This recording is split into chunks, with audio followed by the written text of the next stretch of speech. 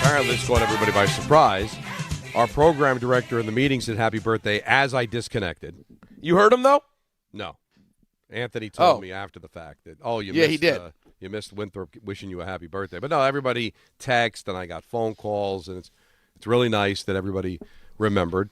So it's pretty awesome. And I should throw out a happy birthday to Howie Rose, because Howie Rose and I share the same birthday. Not the same birth year, but the same birthday, February 13th. So pretty cool. Everybody asks me what I'm doing for my birthday, and it'll be more like a birthday weekend, because tonight Jalen's got dance and Marco's got his baseball instructional thing going on from 7:30 to 8:30. So it's going to be so stuff with the kids. So you're driving the kids around, is what you're saying? Yeah, right after the show, and then we'll do something tomorrow. We'll have a big birthday celebration tomorrow and kind of combine Valentine's Day. Who could be involved in such a thing? The family. Could Dave LaGreca? Could be. Could be. Wow. I think we're going to go bowling. I had a very funny moment related to your brother today. Okay.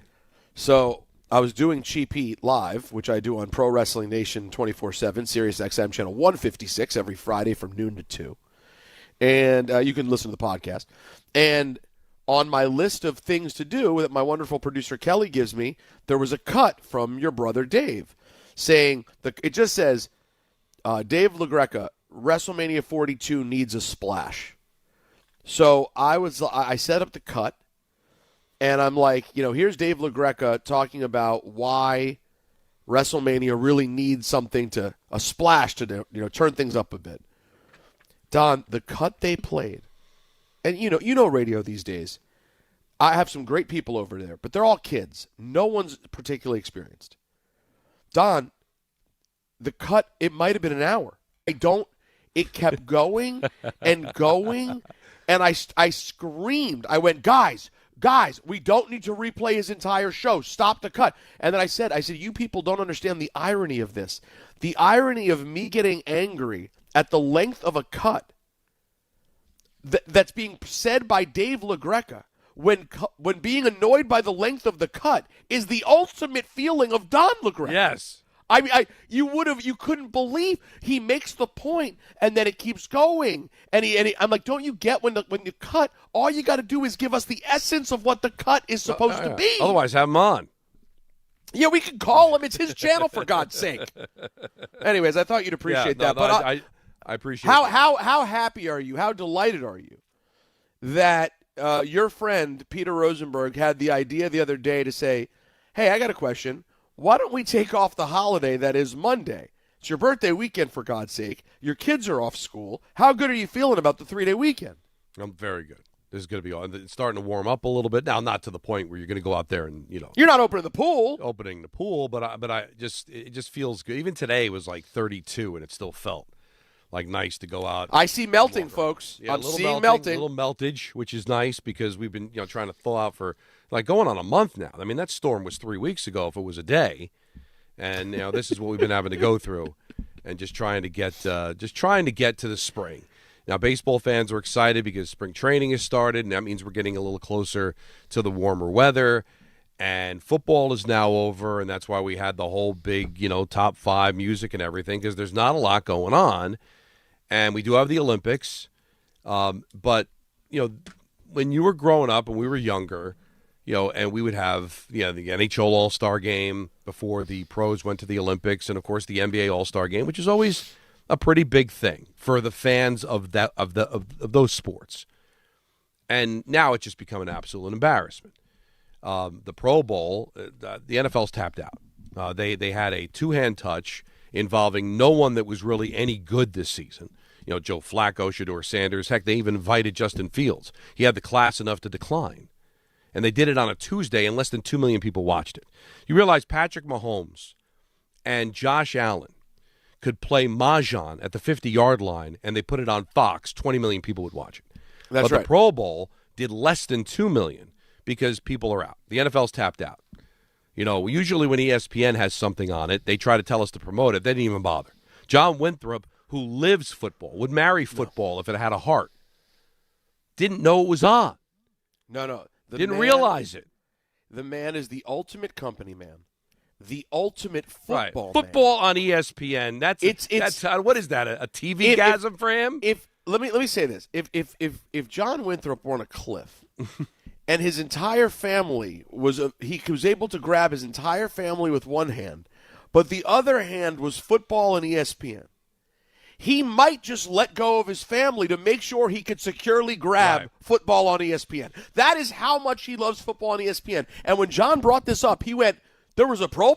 All right. And then what made it worse is he thinks he might have stumbled upon it and didn't realize it was it.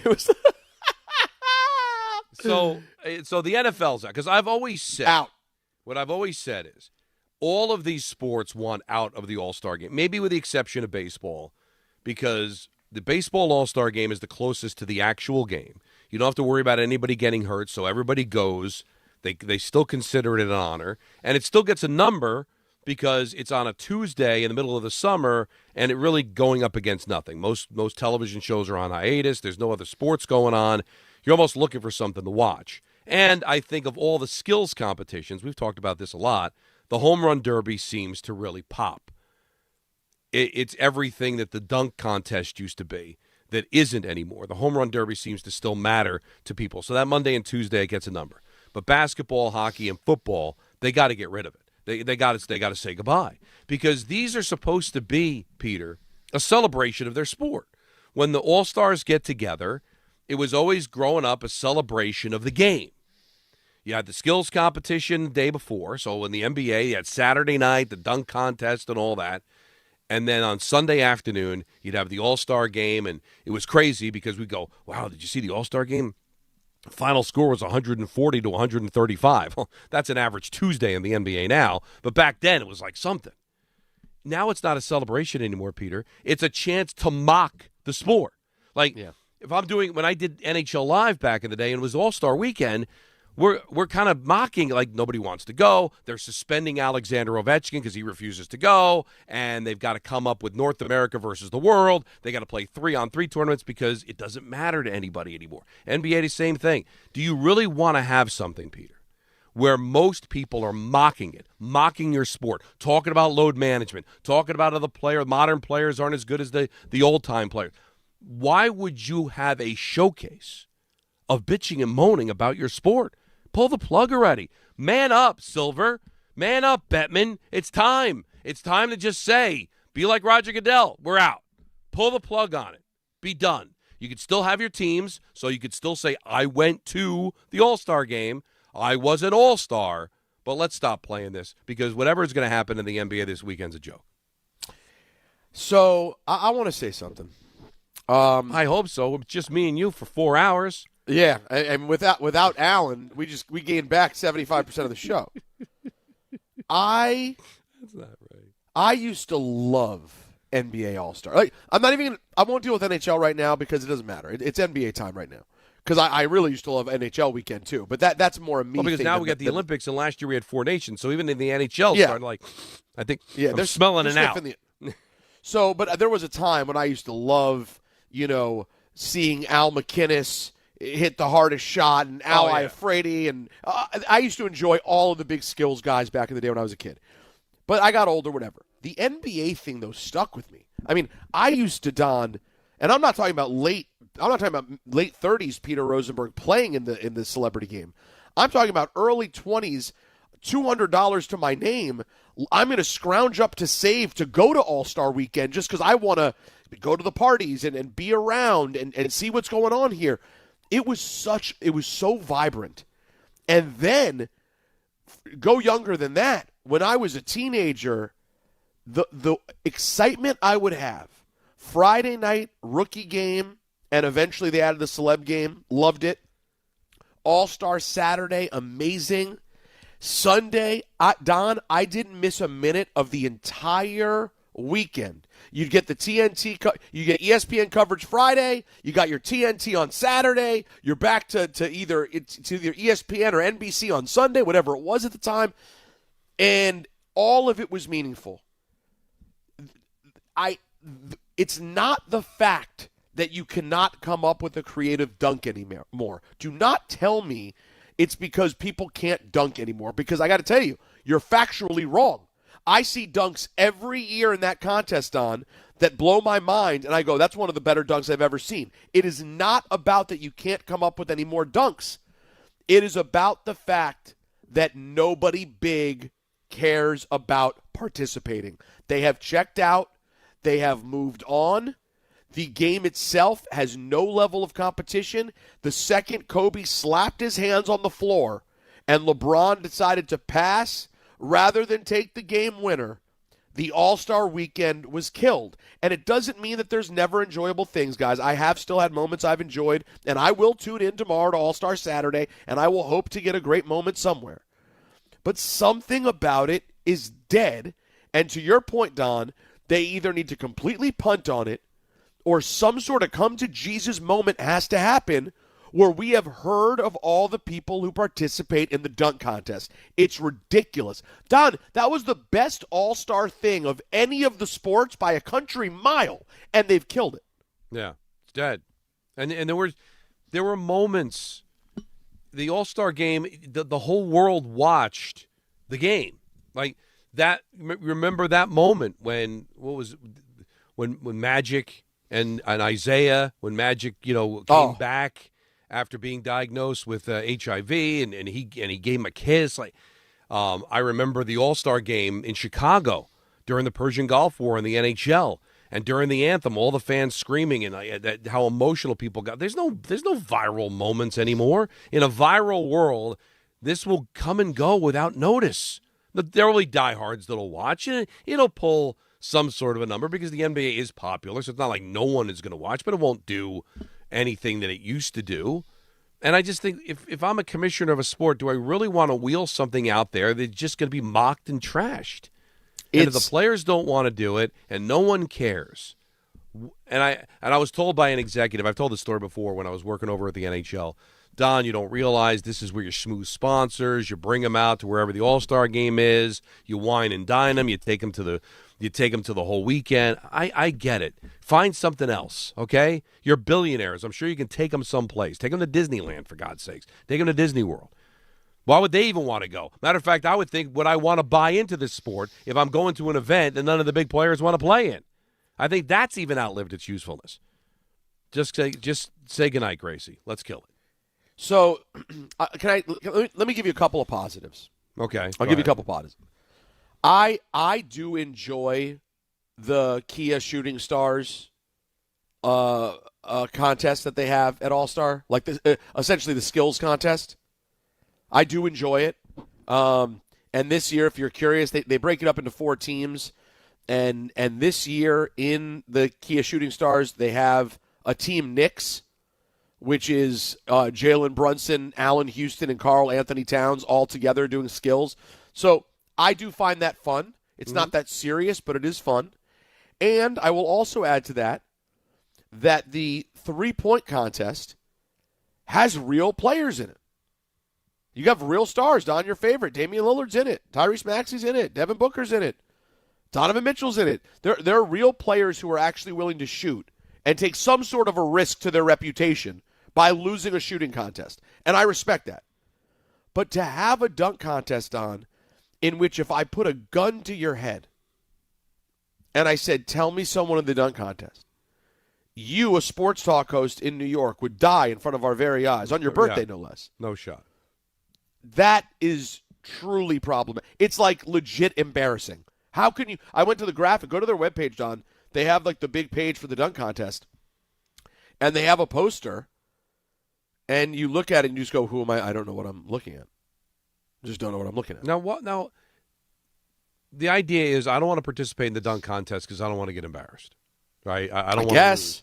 But you can get embarrassed in a three-point shooting. Matter of fact, I think you have more of a chance of being embarrassed shooting threes. You're going to dunk the basketball. You might lose because it lacked a little creativity compared to somebody else. But you're hardly ever going to fail dunking the basketball.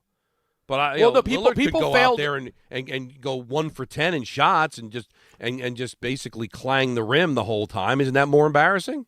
Well, people fail dunking the basketball, right? Like that, you can, no problem. Yeah, you got like D. Brown, like Baron Davis is another failed dunk. Jeremy Evans when he crashed into like the airplane, like many Many people have failed, Jacob, but I would agree with this part of it for Dom, though. Missing a dunk is kind of silly. Like, no one thinks it means you can't play the game. You're not going to miss a dunk. It's not going to then result in you missing dunks in games. Like, your actual shooting, you're a shooter. Right. Damian Lillard's made a career of being a shooter. If he gets up there and lays a complete egg in this three-point shootout, you could argue that's a way bigger indictment of who he is and what makes him a ball player. Yeah, but I feel like when we show, like, All-Star Game, like, lowlifes in terms of, like, those events, you'll see more from, like, the dunk contest than you ever will from any three-point shooting contest. It's just one moment, right? But, like, who is it? Was it Cedric Ceballos that dunked with the blindfold or whatever? Like, you miss the dunk because you're trying to be overly creative. Like, Darryl Armstrong hit a layup in a dunk contest. He couldn't even dunk, so he laid the ball up. I get it's embarrassing, but if I'm known to be a three-point where Lillard is hit threes from the logo and puts up an offer and is laying bricks, I mean, that won't show up in a highlight because I got to show all 10 misses. I can just show one condensed 3-second missed dunk. Now, it's just odd. It's just an odd situation. It used to be so cool. You look forward to All-Star games. And listen, free agency killed it. The fact that we can watch like every game is basically in the palm of our hand now killed it. There's so many reasons why the All-Star games in all sports don't hit the way they did when we were younger. But now I just feel like it's a nonstop bitch fest. We did it yesterday, too. Now, there's a lot of things to complain about with the sport, the load management. The Utah Jazz are fined $500,000 for resting players in the fourth quarter. The NBA is starting to get it, but really, what are the owner of the Jazz? He's got that's in his dresser drawer, $500,000. That's not going to stop them from doing it, right? They're just going to go ahead and continue to do what they want to do because they want a top pick. The NBA's got a lot of problems, but for everybody to get together and complain about those things, that's what the All-Star Game has become. It has now become the convention to complain about your sport instead of it being a celebration of your sport. Now, maybe we're old curmudgeons who do that. Maybe other people don't. Maybe other people do celebrate it. But I feel like we're just responding to the audience that we have, Peter, and what people call and tweet and complain about. I think this is how the masses feel. This isn't how a couple of 50-year-olds feel. This is, I think, how the masses feel about when these All-Star games come up. It just becomes a convention of complaining about the state of their sport. And then when we go back to actually playing the real games again, then we can go back to work. And then once the playoffs start, nobody complains because the basketball and the hockey and the baseball and the football is spectacular. Well, no, listen, it's a good season, and when I went on in DC radio today, they said in New York the Knicks are a good team because they're used to be in Washington where there almost is no basketball team. No, and they said what's people's level of interest on All-Star Weekend? I said there is no level of interest on All-Star Weekend. I said this is a town that is fully in on this Knicks team, and this Knicks team. Is one of their main characteristics, one of the charms of this team is how hard they play. So the idea, I mean, granted, it may not be the Tibbs version of the team, but it's pretty similar. This is a team that plays legitimately hard. And so the idea of having a weekend off where nobody does anything, and I think most people, the average hardcore Knicks fan, is kind of taking the weekend because guess what? Knicks fans watch every single game. They're spending a weekend with their family now, taking time off so they can gear up for the second half of the season. But that's what's so rare about, like, that's what I love about Knicks fans is that they love the sport, but they love their team more. But there's a lot of markets where, like, hey, I'm a fan of the Magic, but I love the NBA. Like, and that's why the All-Star Game used to be fun because that was all about the NBA and the star players coming out. Like, so you were cool to kind of take a break from your favorite team because you love the sport maybe more than you love your favorite team. Not in New York. Knicks fans love the NBA, but they love their Knicks more. And these are really, 27 games after the All-Star break left in this season, and they're going to be completely fully engaged in seeing where this team can finish. Unfortunately, around the league, it's a tankathon, or it's, hey, I know I'm a top seed, so I don't care. I'm resting players on load managing, and that's not fun either. 1-800-919-3776. Are you done with the All-Star games like we are? We're going to get into the Jets and the Derek Carr of it all. Is that who you want to be the next quarterback of the Jets? Because it sounds like he wants to be the next quarterback of the Jets. I'm going to ask Peter because I don't know if he's looked at it or not. Projected win totals for the Mets and Yankees and who's projected to win more games. We've got Fraud Alert Friday. I've been called a fraud on Cameo. I don't know if you saw this because I didn't. No. I didn't get to them in time, and they called me a fraud. So we're going to hear about that coming up at 4:30. And then ENN at 6. And we got a full vehicle, and we want you to be a part of it. 1-800-919-3776. It's Don Hahn. We're light Hahn today, but that means more Rosenberg and Don. Yeah, Hahn, Don, Rosenberg. What do you call it? Yeah, what was that, Jacob? How did I mess that up when I did it backwards? Hadadon Rosenberg? Is that what it was? I don't know. He's got it. Happy Hold on. birthday, We'll Don. Well, you know. Don, Hahn, and Rosenberg, but we're going Rosenberg, Hahn, Don. Hahn, Don. That's right. Which, it was good. You know what? It created a drop, so it was worth it. Lots to do until 7 o'clock. It's Don, Hahn, and Rosenberg on ESPN New York. 17th ranked St. John's look to close out a perfect week in the Big East when they visit Providence. Coverage begins tomorrow at 12:40 on 880 ESPN and the ESPN New York app.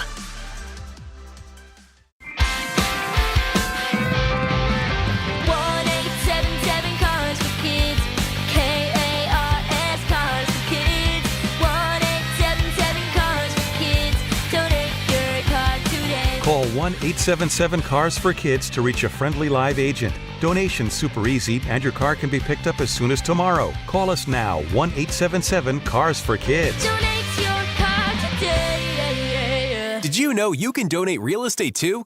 If you've been injured in an accident that wasn't your fault, then you need a lawyer who knows New York's unique personal injury and workers' compensation laws. At the Parisman Firm, they have decades of experience handling all types of accident cases and a proven track record of delivering huge results. Their team has already recovered nearly $1 billion for injured New Yorkers. From construction to car accidents and slips and falls, they've got you covered. Call the Parisman Firm now at 718-WORKERS, where your case is their cause. Get the justice you deserve today. When it comes to meat and seafood, selection matters, and no one beats Wild Fork Foods. To everyday essentials, to high-quality steaks, to seafood and more, every product is blast frozen to lock in peak flavor and freshness, so you get restaurant-quality meats at home for amazing prices. Shop in person at 7 locations across Long Island and New Jersey, or you can order online for same-day delivery. It's easy, it's convenient, and the prices are wild. WildForkFoods.com. Guys, quick PSA, forgetting Valentine's Day flowers is not the move. Trust me, this is why I go to the Bouqs company every time. Bouqs delivers modern bouquets fresh to her door. Plus, with my code CANTY, you get 25% off. Bouqs flowers are cut fresh from the best farms in the world, so you get bigger, brighter blooms that last way longer. They've got incredible flowers, even roses grown on the side of a volcano. And the best part? Bouqs makes it easy. Pick the bouquet, the delivery date, and you're done. No last-minute panic. That's why Bouqs has over 50,000 five-star reviews. And listen, even if she says, don't get me anything, that doesn't mean no flowers. Flowers still score every time. Valentine's Day is February 14th, right after the big game, so don't fumble this. Order now. Go to Bouqs.com, use my promo code CANTY for 25% off. That's BOUQS.com, promo code CANTY.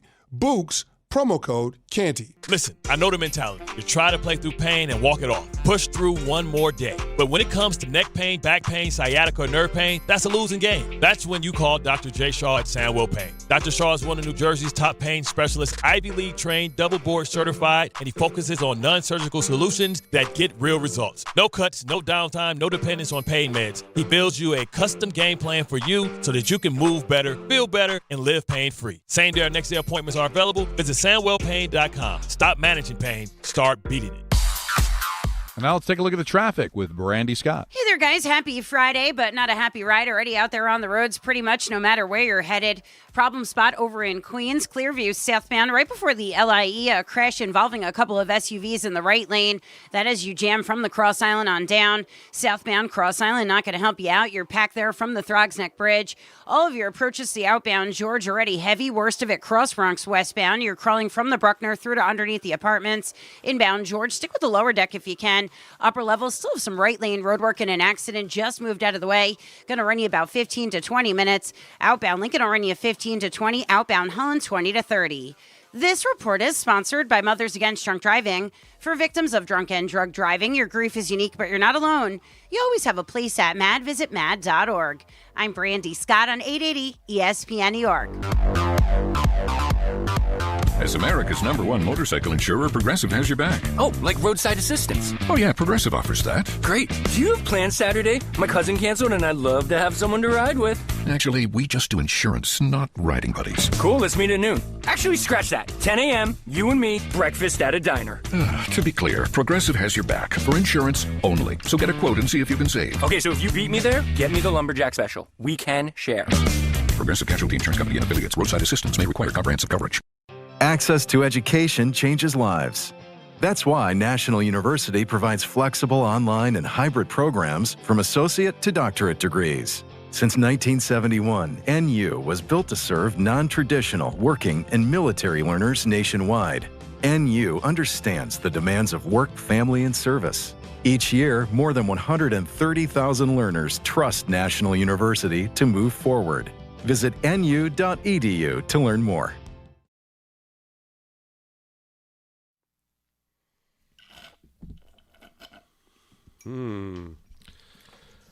It's the first rejoin of the show, so it's got to have something, some kind of meaning behind it. Peter Cetera's birthday? Anniversary of this song? Oh, no. Is Jacob in love? What exactly is the inspiration for this rejoin? You know, since we won't have a show on Valentine's Day, I thought, get ahead of it right now. Oh, so we're getting a steady diet, Peter, of love songs. Which one is this? Is this after all that we've been through? No. This is right out of Karate Kid 2. Always on my mind. They all sound the same to me. In my heart, in my soul. Yeah. Oh, maybe this isn't from Karate Kid 2 now, because you're right. They all do sound. When Peter Cetera took over, like this is the same band that did. Does anybody really know what time it is? Think about that. The Chicago's like the Bee Gees, man. Like they matured into something completely different. You know what I'm talking about, right? Which one? Does anybody really know what time it is? Does it's in my jukebox. Really care? Whoa. Yeah, but that's vintage Chicago. I know, but I'm just saying they morphed into this. Like Peter Cetera was pretty much always in the band, but then when he kind of took over as the lead singer, they're doing like. Once they hit the 80s, they were like doing every soundtrack. They're kind of like the classic rock version of Aerosmith. They got away from it. But not that the music's bad, but how about this, Peter? We don't want to do any more top fives, but every once in a while we throw out our favorite rock love song. What do you think? We just randomly throw it out today? Yeah, just during the show when you're feeling it. Like every time we come back from break, we'll take turns. So we should tell Jacobs what you're saying is give him hours. Yeah, yeah, exactly. Okay. What do you think? Now, when you're saying rock love song, why don't we just say love song? Okay. Right? Okay. Rock love songs aren't really my bag. I was going to say I already had a plan. It's not. Oh, so you know what? I don't want to disrupt you. Jacob worked on this. He was up all night. He did the work. He was burning the midnight oil. Not to mention right now, just this conversation we're having, Anthony's throwing up in his hands. Oh, yeah. We lost Anthony. That's another thing. I'm not trying to completely lose Anthony. If you hear on Tuesday, we thank Tom Bauer for doing a great job producing, you'll know why. Yeah, Anthony can't take it anymore. And as if it couldn't get any worse, in our meeting with our program director, the program director goes, "Hey, Peter, by the way, I've been working on my own top hip-hop songs of all time." And then our PD takes over the call with us breaking down his hip-hop song. So Anthony can't even fight back. His boss now is wanting to do a top 5 hip-hop songs list. Right. And then throw out a compliment. Guys on a slow week, terrific job with the top 5 rock songs. And Anthony threw up in his hands again. Shots are 14-2 USA, Italy in the quarterfinal game. I'm good. You guys got time. This game will be over at like 6. That's about time for ENN for me, right? 1-800-919-3776. This might be a first. D in Queens, you're on ESPN New York. What's up, D? Hi, Peter. I want to talk to Peter. Okay. All right. Hello? Yeah. Peter, go ahead. The floor is yours. One, I Dave. like the new show. Thank you. And you also work for the WWE. Am I correct? Yes, all correct, yes. Okay, so if you work for the WWE, if you kept bashing their events, how long would you work for the WWE? You guys I don't know. I went bashed to ESPN and you bashed the their events a product. lot. That's crazy to me. But is it crazy bad or crazy good? Isn't that good? You listen to a show, and the people who work on the network are given the freedom by their employer to be critical of the events. Why would that be a bad? Isn't that a great thing? But then you complain about ratings when they go down. If you No, we don't complain. I don't. We don't. Real quick, I'll let you finish. We don't complain about the ratings. We only report on ratings. I don't care if ratings are good or bad for television. Everyone's doing fine. The ESPN makes their money on the deal regardless of the ratings. The money's been paid. Everyone's making money. But we're just being critical of this product that a lot of fans have had a lot of questions about it. It's not ESPN can do the best job covering it they can. They can't make the product now. This is 2 years in a row where you had like a hockey player trying to come for LeBron last year. I'm like, yo, what's going on over there? I'm not sure where you're talking about coming after LeBron. We just take it as we see it. PK Subban, he was talking greasy about LeBron last year, and I'm like, nah, this year y'all running it back where y'all talking crazy about the players. And the reason is load management, and this has been proven, and a lot of you guys know this, is that the guys run more. So because they run and cover more ground, there are more injuries. And because there's more injuries, you have to have load management, and guys are playing longer careers, thus load management. Then why don't they load management in hockey?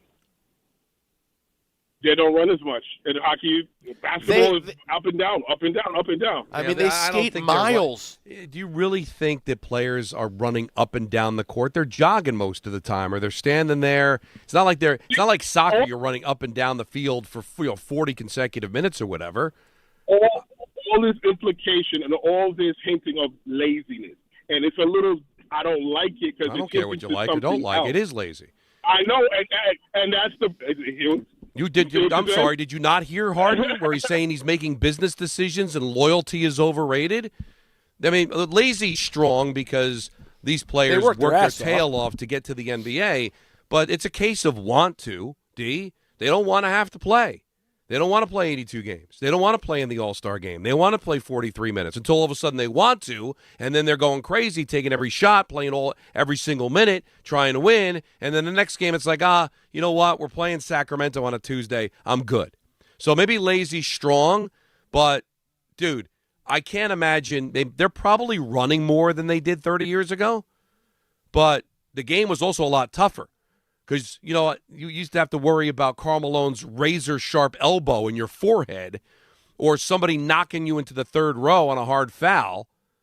So the game was a lot more physical back, which I would think would tire you out, Peter, right? Hey, guys, they're making business decisions. So I usually get complimented when we go after the product. Usually when we compliment the product, they tell, we have an agenda. ESPN has it. We're given the ability to call it as we see it. And the NBA has a problem. Because if the NBA didn't have a problem, there wouldn't be an NBA Cup. But they have an NBA Cup because their regular season is broken. They're trying to get people interested in their sport. Once they get to the playoffs, nobody's load managing it anymore. The games are fantastic. The sport's terrific. But 82 games just ain't working in the NBA, man. And I'm going to say it. Peter's going to say it. And you know what? Peter's not going to bash the WWE on a WWE show. Correct. But he's been critical on his podcast. He's gone to my brother's show and been critical. He's been critical of wrestling on this show. I work for an NHL team. But you know what? I'll be critical if I think something deserves to be critical. I won't be critical on the broadcast of the Devils, but I can come on this show and I'm expected to give an honest opinion. Listen, I like that there's someone who feels strong enough to defend the league that they love the most. I love that. That's great. But come on, dude. You don't want to have players you've heard of in the dunk contest? I love this league. Listen, we all have ebbs and flows. I'm 46. Am I the NBA fan at 46 that I was at 26? No, not at this moment. Does that mean that I won't be at 56? Absolutely not. We all go through ebbs and flows of the way we love different leagues. But at this moment, we're kind of in a time where things really pick up when you get to the playoffs. But there are some issues during the regular season, and the All-Star weekend is a glaring flaw. Yeah, and if we hated it that much, we wouldn't even talk about it. We talk about something else. The fact is we want to fix it. We don't want it to be broken. You know, it's kind of like politics in this country, right? It's like if I'm critical of it, then that must mean I don't love it. No, it's mean maybe I love it more than you do because I want to fix it. I want it to be better. You know, if I didn't care about the sport, I'd ignore it. But we bring it up because we want it to be better because we do love it. We do care about it. So that's the difference. I mean, if you just want to be an apologist for the sport and everything's great and make excuses for everything, then you don't allow it to get better. Right now, the NBA is in a really tough spot. And they're going to have to try to fix their regular season. It'll all be forgotten once we get to April because the basketball in the postseason is going to be spectacular. It is every year. That's not the problem. NHL doesn't have a problem in the postseason. Baseball doesn't have a problem in the postseason. But in the regular season, there's issues because there is a lack of interest, and it's not getting the ratings it used to get. It's not getting talked about the way it used to get talked about because there are some things that need to get fixed. Let's go to Mike and Armonk. You're on ESPN New York. What's up, Mike? What's going on, guys? I got a proposed solution for the All-Star game. What's I that? think they should do 4 teams, 5 players a team, pick-up game rules, games to 21. The finals could be by 2, however they want to do a round robin or just straight knockout. Winning team gets $2 million a player. I think that is the only way that these guys actually will bring some level of competitiveness to playing. I don't know how big a hockey fan you are, but that's kind of what the NHL did with their All-Star game, right? They had each division be a team and then play a tournament of 3-on-3. So it's all skill. It's all kind of like a pickup game out in the pond, and it has created interest. And there's a I forget exactly how much, but there's a boatload of money for the winner, which motivates the players to want to play. Mike, if it gets players to want to play, then I'm all for it because I think that's what it really comes down to, right, Peter? Is that if all the stars actually play and care about the outcome, then you could just play a straight basketball game. Right. But if you've got to doctor it up to get them to go and get them to care, then I'm all for it. Yeah, whatever. If something can reasonably be done to make this thing work, well, let's get it. All right. All right, let's go to Tim in East Hampton. You're on ESPN New York. Hi, Tim. Hey, guys. Someone who was born on this glorious day of February 13th, I would like to also wish you a happy birthday down in Greca. Wow, happy birthday, thank buddy. you, Tim. And what year were you born? Thank you. How much older am I than I'm you? more of a Peter contemporary. I was born 1979. Oh, okay. You certainly are. Nice. Cool, man. Yeah, so I've been a big fan of you guys for a long, long time, back in the 70s when you guys started up. And I've always wanted to say hi, and it's a perfect day to do it. So I hope you have a great birthday, Don. Thank you. And actually, I wanted to thank you guys for the list, the music list. It's created a lot of great conversation in my house. And I have 3 young daughters, and I replayed it for them so they could hear the music and create the conversation. It's been pretty awesome. Oh, and Tim, thank you for the kind words. We're going to let you go because your line was kind of bad. But, yeah, it did. Listen, it did create conversation. I mean, a lot of disagreement, which we knew. But I don't know how your social media has been, Peter, but mine is blown up with people giving their own list, critical of mine, complimentary. But I've gotten a lot of, hey, I asked my kid if they know this song. And it was nice. It was kind of an out of the blue thing that we did that seemed to really gain some traction on kind of a dead sports week.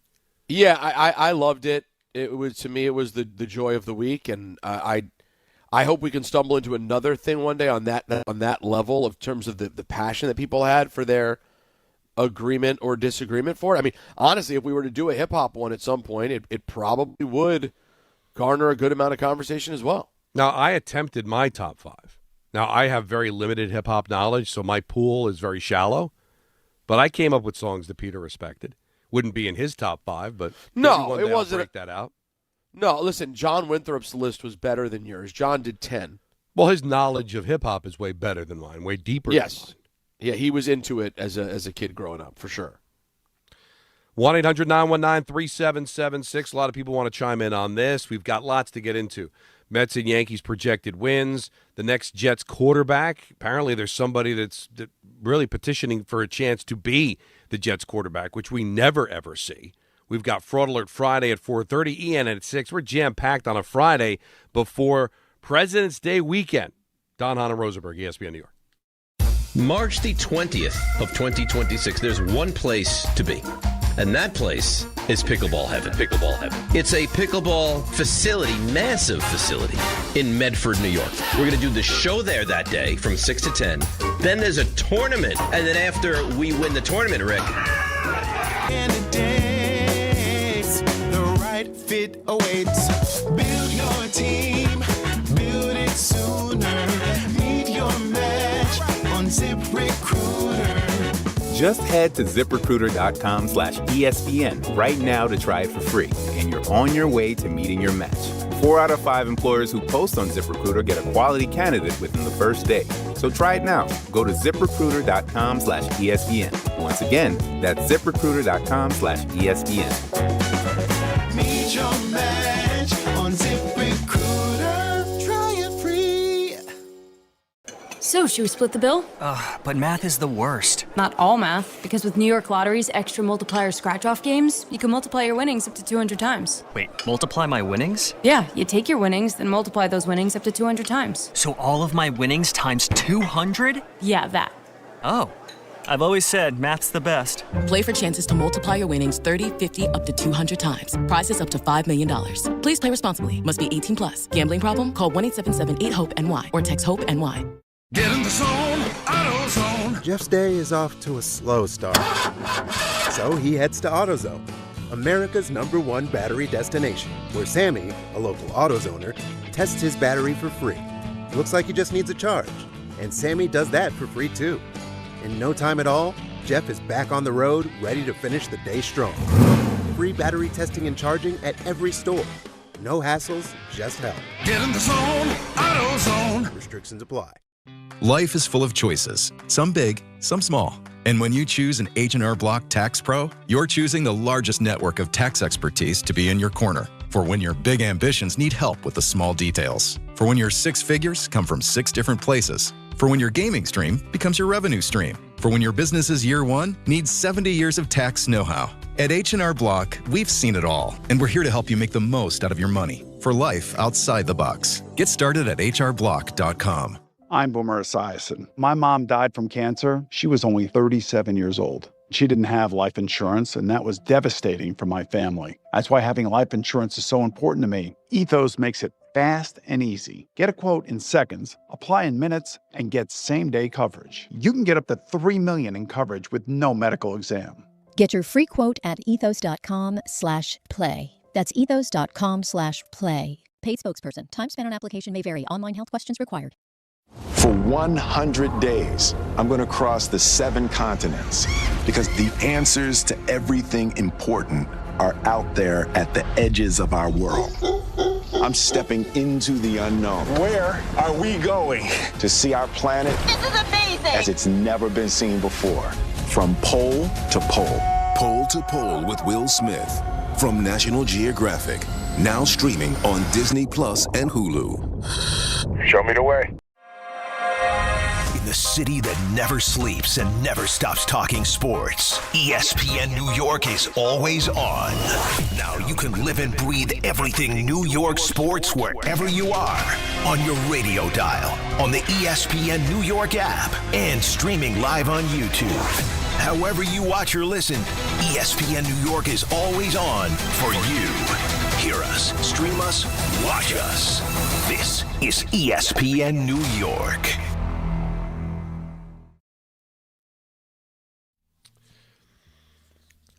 It doesn't get more New York than this. Wild Turkey Bourbon is giving you the chance to score the ultimate New York game day. One lucky winner scores a pair of tickets to opening day in the Bronx and New York Knicks tickets, both on Friday, April 3rd. 2 games, 1 epic day, no compromises to enter. Find the contest tile on the ESPN New York app and submit your entry. Or sign up in person at select Wild Turkey events happening around the city. Brought to you by Wild Turkey Bourbon. When you know it's right, don't change a damn thing. Must be 21 or over. Enjoy wild turkey responsibly. Bet your ace. That's right. 1-800-919-3776. Let's get back to the busy phones, and let's talk to Nick in Philly. You're on ESPN New York. What's up, Nick? Hey, how we doing? Good. Happy birthday, Don, by the way. Oh, thank you. I want to contradict the whole I'm over All-Star games. I think it kind of just comes down to how we can make this fun to watch again. Not that we don't want to be engaged. I really also can't stand pro teams fans across all sports here, right? Like, we hate the All-Star game. We think the Olympics are lame. We cry about our team's players playing in anything competitive that isn't for our sports teams. I think we need to have a little more fan versatility across the board here. Not to say the NBA All-Star weekend hasn't lost its fizzle, but, the NBA, I think, saw what the four nations did in the NHL, right? And let's say the players get engaged in this, and it's actually something we like to watch. Why can I see, if this gets competitive again, that fans all of a sudden pivot to, they're going too hard now. I don't want my guy to get hurt in this. I feel like it could be a lose-lose for the league. That is a really good point, Nick, because, that's the first thing people complain about. That you go to the All-Star game, it's a meaningless game. And I remember Mike Richter blew out his knee in an All-Star game, and Ranger fans went crazy. It's a meaningless game. Get hurt in an All-Star Pete Rose trucking a catcher in the All-Star game. Yeah, but there has to be a happy medium of, I don't think anybody expects these guys to go as far as what Pete Rose did in that All-Star game in 1974. But at the same time, you don't want it to be a complete mail-in either. The reason the Four Nations worked, Nick, is because the players cared about the outcome. They wanted to win that championship for their country. So what it really comes down to, Peter, is how do I get the players to care? How do I get these All-Stars to want to go to whatever city it is? Never mind the load management. It's a busy season. It's a hectic season. And rather than getting 4 or 5 days off, I now got to fly out to L.A. or Milwaukee or wherever the All-Star game might be in a given year and go participate on Saturday, participate on Sunday, then fly back on Monday to get ready for a game on Wednesday or Thursday. How do I get those guys from I don't want to go to I want to go and I want to win? How do you do it? I don't know. It's not easy. And the caller makes a really fair point. You don't know. I mean, I've never been that sort of fan who freaks out about my players are involved in something. I think Jaden Daniels is going to be involved in the Saudi flag football game with Tom Brady and those people. Dude, if your athletes can't walk down the street and have a normal off season, then they're probably not meant to be athletes. Like, people are going to live their life and do things. I think that part's okay, but some people will freak out about it. So I don't think there is one solution, but the dunk contest is kind of a separate conversation. Where no one has ever talked about risking injury in the dunk contest as being the reason people don't do it. So why is the league unable to garner an interest from anyone who might be interesting? Or Don, we've talked about this before too. I know Mac McClung was a G League player. If you're going to have no names, then I'd rather, Don, go all the way and make it interesting and have a contest for regular Joes to get to compete and beat these not very famous NBA players. Right. Give me some sort of stakes, something that makes this matter besides just bench players having fun. Let's go to Al in the Bronx. You're on ESPN New York. Hi, Al. Hey, gentlemen. Don, happy birthday. I've been riding with you for a long time, man. From almost about 30 years now. I appreciate that, man. That's cool. Yeah. You're my I said this before, my sports uncle. When you speak, you're usually on the money. The one thing though that I want to criticize you on is the load management thing. I think it's a little bit overblown. If you watch NBA basketball on a regular basis, and I'm a baseball fan first, so I'm defending the NBA now. The stars always play unless they're legitimate injuries. They'll sit guys out if something is barking. Because, these contracts after the 2011 CBA, they're short now. They're 4-year contracts. These guys are looking over to the next contract. The teams are trying to preserve these $60 million contracts for these guys. So I think that it's a mixture of the CBA changing. When there was 7, 8-year contracts, those guys played they played every night. And you got guys like Larry Bird and Isaiah Thomas who only had 13-year careers for playing every night. No, I get that. But sometimes I think, Al, they pull the wool over your eyes where, he's suffering from something he can't play. Well, he probably could play. Well, I got really aggravated. I think a lot of people did with the Knicks-Pistons game. Now, was that load management? I don't want to show them too much because we're going to face each other in the postseason? That was a big game that ended up being a dud. Does the NBA really want to have a hyped-up game on national television? That game was on Amazon, and nobody's playing, and nobody's caring. That you can't have. Now, is it overblown sometimes? Guys might be legitimately hurt. They might only miss a handful of games. But you do see it more than you see it in other sports. The NFL doesn't have to worry about that. Chiefs, Bills, it's going to be Allen versus Mahomes unless one of them is actually hurt.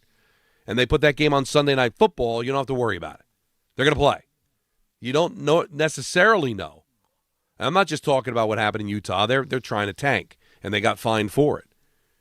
But, Peter, what was that a couple of years ago where, Durant didn't play against the Sixers, and he ended up playing against the Bucks the night before, the T-Wolves the night before, something like it. Yeah. It's a thing. We've seen our share of those moments for sure. And they'll say, well, listen, he didn't. They'll never tell you he didn't play because he didn't want to. They'll say, he's got a bit of a. He's got something. And then a fan like Al who's going to say, well, he might be legitimately hurt. He might be, but they're never going to come right out and say. And listen, I don't include the Mitchell Robinson situation. He's legitimately working through something and not playing him in the second of back-to-backs or the first of back-to-backs. That's smart. That makes sense. But not all of it makes sense to me. And some of it's strategic and some of it's just, hey, I don't want to do it. There's too many games, but these owners aren't going to give up these games. These networks don't want to lose out on these games. It's programming. They need it. But is it also fair that Amazon paid for a game that less people watched because they turned it on and some of their star players aren't playing in it? That's not good for the league either. No. Let's go to Manny. He's in Flushing. You're on ESPN New York. Hi, Manny. Hey, man. Hey, Don. Happy birthday, sir. Thank you. You're 2 years away from turning the big 60. How's it feel? I'm 2 away from 60. I think 60 is going to really be painful, Peter and Manny. Yeah. I've got 2 years to savor the flavor because I think by the time I get to 60, that one's going to sting. 50 didn't bother me. How old are you, Manny? I'll be 32 in August. Oh, my God. You're an infant. You're a child. Relish it, man. Yeah. Enjoy it. Early 30s, man. I'll do my best. Peter, you have no idea how young early 30s is, man. It's young. All right, what do you got, man? Yeah, Sorry. Peter, I want to say this before we get to the scorecard. I want to commend you about the tweet you post involving a few more sides about players just shut up and stick to sports when it comes to the Olympics. I commend you for that because I'm sick and tired that you're telling grown individuals what to do and what not to do. I mean, I think it's annoying. I just think it's tired when you have players. I mean, you got people that are silent and telling these athletes to shut up and do nothing and just. I think it's ridiculous. But for me, if I were, for me as someone who's a fan of the All-Star game, I just would love to have the East versus West, and the winner of the All-Star game to have a prize money like $1 million, and the MVP will have and the All-Star MVP will have a car. It is odd when you start talking about incentivizing to get them to go and play, but like, are fans going to be caring how much money they make at the end of the day of this thing? But if it gets them to play, I guess go for it, man. I guess that would make sense. Anything to get these guys to want to be active and want to play. We've got a big 4 o'clock hour. Got to get into the Jets quarterback situation. Are you buying Derek Carr wanting to be a Jet, or is he just basically trying to call attention to the one option he may have coming out of retirement? We've got the projected wins for the Yankees and the Mets as spring training is well underway down in Florida. Fraud Alert Friday at 4:30. It's Don Hahn and Rosenberg until 7 here on ESPN New York. Are you ready to make a difference for the environment while helping the visually impaired at the same time? Then donate your vehicle to Heritage for the Blind today by calling 1-800-983-6530. Every donated vehicle will either be properly recycled in an eco-friendly manner or given a new life through reuse. Donating your vehicle is easy. Simply call 1-800-983-6530 and Heritage for the Blind will do the rest. They'll even arrange for your vehicle to be picked up at no cost to you. And for a limited time, when you donate your car, you'll receive a $200 restaurant voucher and a 2-night, 3-day hotel stay at one of 50 locations. Call 1-800-983-6530 right now to schedule your vehicle donation and make a positive impact on the environment while helping others. Heritage for the Blind, where every car donation counts and every person makes a difference. Call 1-800-983-6530 now. This advertisement is paid for by Heritage for the Blind. 1-877 Cars for Kids. KARS Cars for Kids. Ready to get rid of that old car? Donate it to Cars for Kids. Call 1-877-CARS-FOR-KIDS to reach a friendly live agent. Donation's super easy, and your car can be picked up as soon as tomorrow. Call us now, 1-877-CARS-FOR-KIDS. 1-877-CARS-FOR-KIDS. Donate your car today. Did you know you can donate real estate too? You remember what it feels like to move without thinking about pain? To get up, sit up, walk, work, or live without that constant ache? If neck pain, back pain, joint pain, or sciatica took that away from you, it's time to get it back. I'm Bart Scott. Dr. J. Shaw at Sandwell Pain is the guy you need. Ivy League trained, double board certified, no surgery, no scars, no long recovery, just precise, image-guided, non-surgical treatments designed to get you feeling strong again. With offices in Woodbridge, Livingston, and Inglewood, and most major insurances are accepted, there is no reason to wait. Go to SandwellPain.com. Relief is closer than you think. This is the story of the one.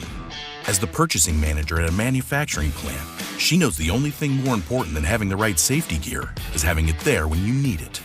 That's why she partners with Grainger for auto reordering, so her team members can count on her to have cut-resistant gloves on hand, and each shift can run safely and efficiently. Call 1-800-GRAINGER, click Grainger.com, or just stop by. Grainger, for the ones who get it done. A SoFi personal loan is here to help you achieve something once thought impossible: overcoming high-interest credit card debt. Walk the tightrope of your finances with one low, fixed-rate monthly payment, no fees required, and as soon as the same-day funding. That's right. Pull off your own debt-defying stunt with a SoFi personal loan. Visit SoFi.com/trick to learn more. Loans originated by SoFi Bank, N.A., member FDIC. Terms and conditions apply. NMLS 696891. ESPN New York, now streaming live on YouTube. Subscribe today and watch the show. WHSQ and WCBS-FM HD2, New York.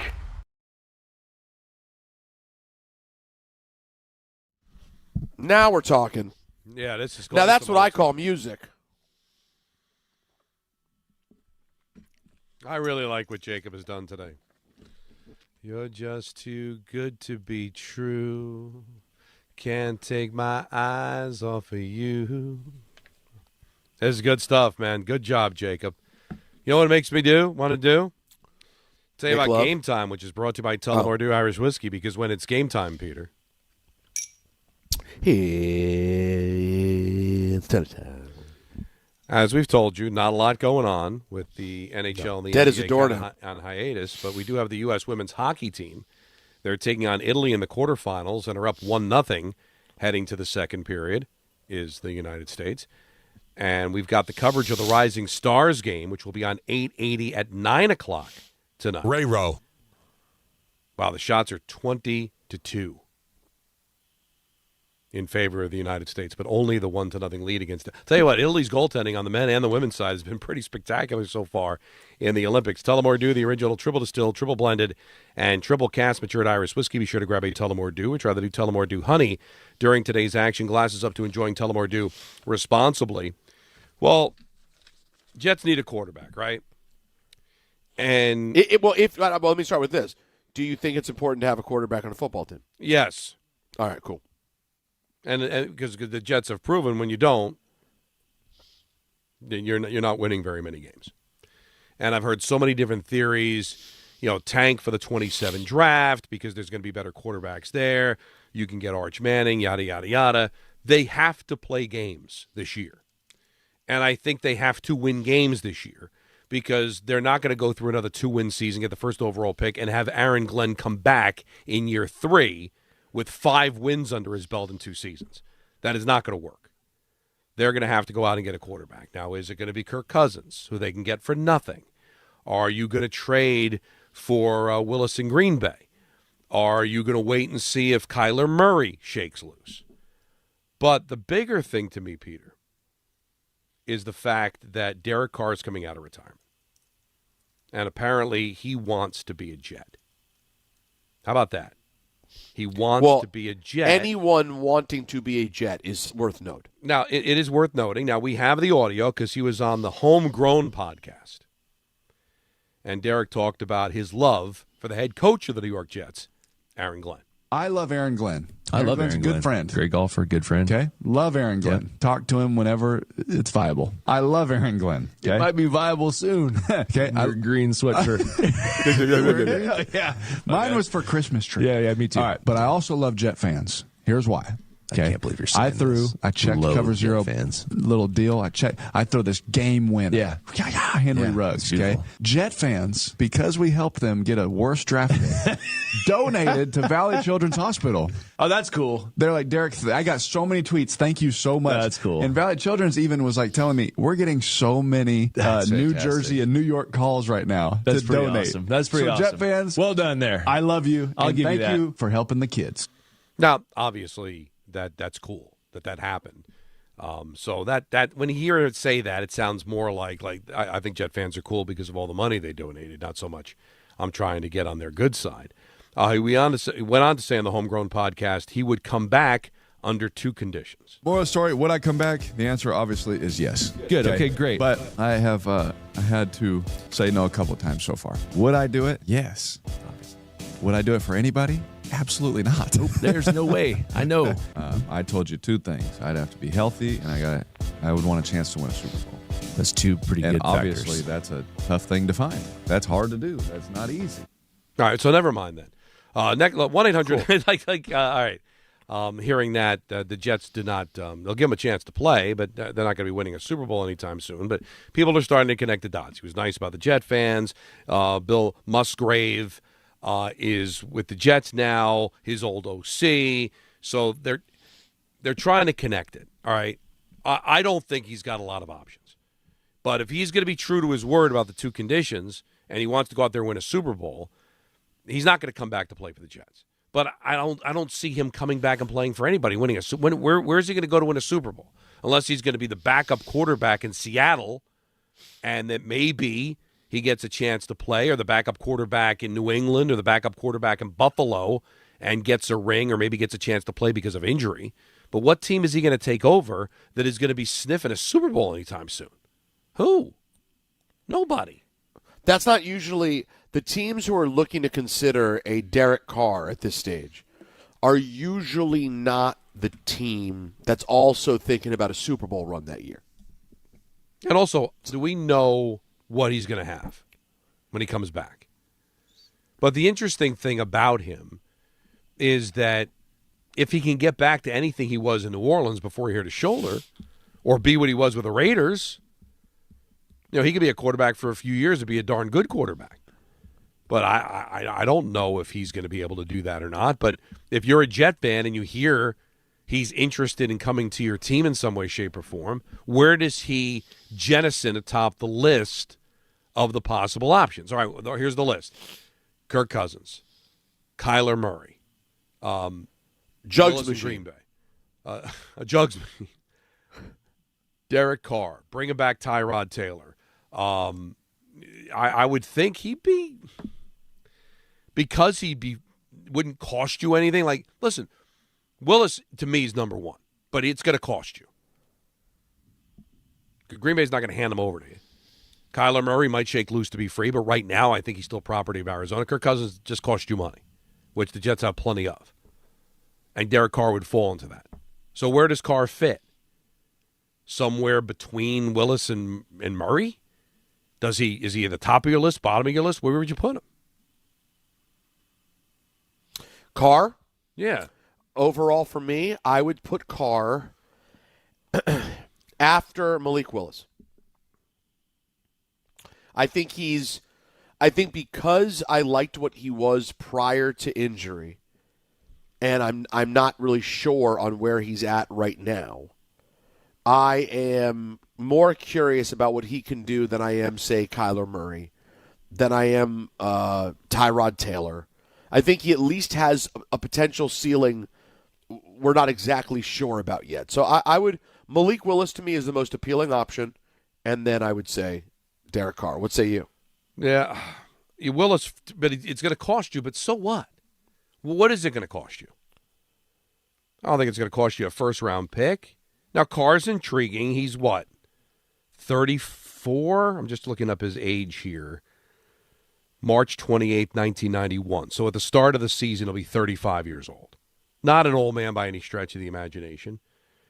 His last season in the NFL, he only played the 10 games, but 16 touchdown passes. Doesn't throw a ton of interceptions in there, but he has thrown interceptions in the past.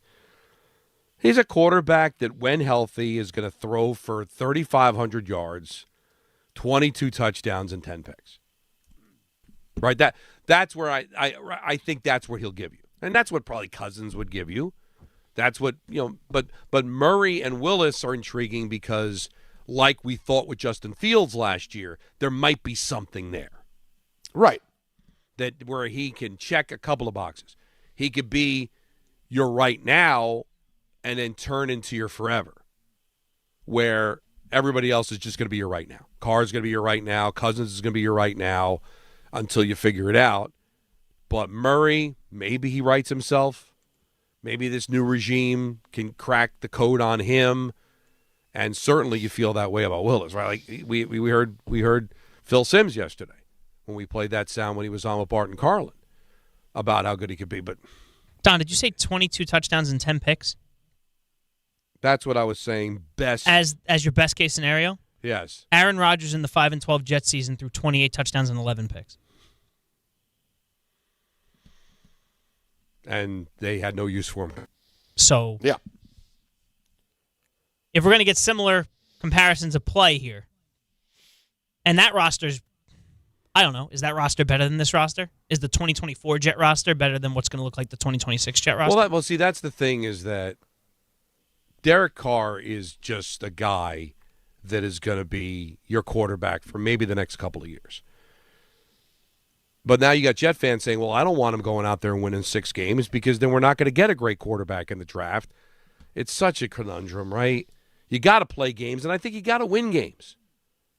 See, so I lean towards if you really want to get this done and you really want to give Aaron Glenn a chance here, go out and get Willis and try to win games and hope he's your quarterback. Rather than dragging a guy in here that's going to win you just enough games for you to not get the franchise quarterback, and then where are you going? But here's the other thing. All right, so you tank, you go 0-17, and then Arch Manning says, no thanks, I don't want to be drafted by you. I'm going to do what my uncle did. Then where do you go? Right. It's such a pain in the ass with this Jet team. I swear to God. Well, there's nothing to do. There's no answer. There's no answer. There's nowhere to go. This is why I feel so bad. It's like every year that passes, they're not even any closer to the answer than next year, Don. We couldn't. Do you remember the last few weeks? All I said was I wanted to see the Jets keep winning. Because if the Jets had at least won down the stretch last year, then you could firmly say, I think we found the coach. This team plays really hard. They're not very talented, but they are finding a way to win. In spite of that, this coach has really galvanized this team. But they weren't consistent enough to do that, so we really don't know. Now this guy has retooled the entire team with different coordinators, different personnel everywhere. You start the year no quarterback, essentially new coach again, Don, because what can you tell me you know about Aaron Glenn? Nothing. So nothing. You can't know anything. If anything, you know it's bad. If anything, you lean bad. No idea who the quarterback is. It is a complete crapshoot again going into this year. And you probably, if you have to bet, default assume they will be one of the worst teams in the league, and the year will end with them not knowing what is happening going into the next year. It's my guess. It's such a dilemma. Now, Anthony. So Willis is a free agent? I believe the great Rick DiPietro has been texting me. Okay. And said, why don't you take a look at Malik Willis's contract? And if I'm not mistaken, I believe that Malik Willis's contract is up. So he's a free agent. And the thing with Derek Carr that Rick also points out is, even though he's retired, he has one more year on his contract with the Saints. So technically, a la Sean Payton, you'd probably have to give something to the Saints to get his rights / get that year of his contract. Unless the Saints just say, we're good, we don't want Derek Carr. Take him I'm sure conditional 7th-round pick if you'd like. It's not going to be anything. But I'm glad we were able to straighten that out. But I want to be able to get the deets on the contract for Willis. Because he's only it's there, Peter, right? Was he going to be 26 years old? Yeah, right. I think that's right. I think he's on his Titans rookie deal, if I'm not mistaken. That's right. This was year 4? Yeah. Isn't it crazy how they've gone through now 3 quarterbacks? Willis, Levis, and now you think they're going to stick with Ward. You think? Brian Dable's got him, so. Let's see. Yeah, 22. Willis played 8 games. He started 3 games for Tennessee in 22. He started 0 games in 23. He then goes to Green Bay, appears in 7 games, starts 2, was 2-0 in 24. And then he appears in 4 games and starts 1 in 25. As we know, he lost that game, but was really good. 30 of 35, 422 yards and 3 touchdowns in that game he started or throughout the year. So you really don't know, Don. Going to Green Bay, being with LaFleur, could that turn around and have him as a different player? Yeah. Yeah, just but listen, he's 28. He's unrestricted free agent for 2026. So yeah, the reason another reason Willis is appealing is you just got to come up with a deal that makes him appealing. That makes this work. Yeah, well, it's going to cost you, but who cares, right? It's only money. They've got room under the cap. Well, and they gave Justin Fields $20 million, right? I can't imagine. It was 20. Because it was a 2-year contract. Yeah, it was 30 guaranteed, 20 yes, a year. It was right? 2 for 40. Yeah. Two so for $20 million a year. Yeah. So the question is, I guess, and he's still under contract. So that's where it gets a little dicey because both Cook and Cook is under contract and Fields is under contract. But you can they still can make it work. It's just a matter of whether he'd want to come here. Now, he'd be the number 1. He'd be backing up Love, but he'd be on a team where you're in a full rebuild for at least a couple of years. Does he think he's got a future in Green Bay, or does he want to go someplace where there's a team that's a little bit closer than the Jets are? So, but you could probably offer him what you need to get done, and that seems to be the guy. And I think Murray will become available, too. I think it's only a matter of time before he's probably flat-out released by Arizona. But imagine you mess around. You know, it is – Malik Willis, let's say he's even more, Don. Let's say he's worth $25 million. And that would be very high to me. I think 25 is the max. But, Don, isn't it worth that risk? Just on the off chance that a meaningless year turns into a year that you stumble into a really great quarterback with extremely low mileage, who was, spent the last couple years in a really healthy system and got good. Played behind a great quarterback, practiced on a good team, comes in here and listen, I'll put it this way. I would put it ahead of the likelihood of Justin Fields turning out to be that guy, that Malik Willis is that guy. I give Malik Willis better odds. Counterpoint, as a free agent, he can go anywhere. And why are you choosing the Jets? Other than the fact that this is your guarantee. To start. Okay. Yeah, you just want. I mean, because how many places are there for Malik Willis to start? And at this stage, he's got to be thinking it's year 5. This is my chance to show people who I am and get a shot to start in this league. And there's only going to be a handful of places that you could do that. I don't hate it. I think it's the sexiest option out there for them. And it's certainly better than trying to go to the draft where I'm telling you, I don't know. I don't know what Manning's been saying. First of all, who knows what happens this year and how he looks and whether he's going to be somebody that's going to be projected to be the number 1 overall pick in the draft. I would assume he would be. But if the Mannings have any say, how are you telling me you wouldn't let Eli go to San Diego, but you'd let Arch go to New York? Not only to be in the same city where his uncle won 2 Super Bowls and have to deal with that, but also a team that has not been to the playoffs, which will be going on 16 consecutive years by the time he's drafted. Would you really want to take the chance in tanking for him to just tell you no? Yeah, I don't know.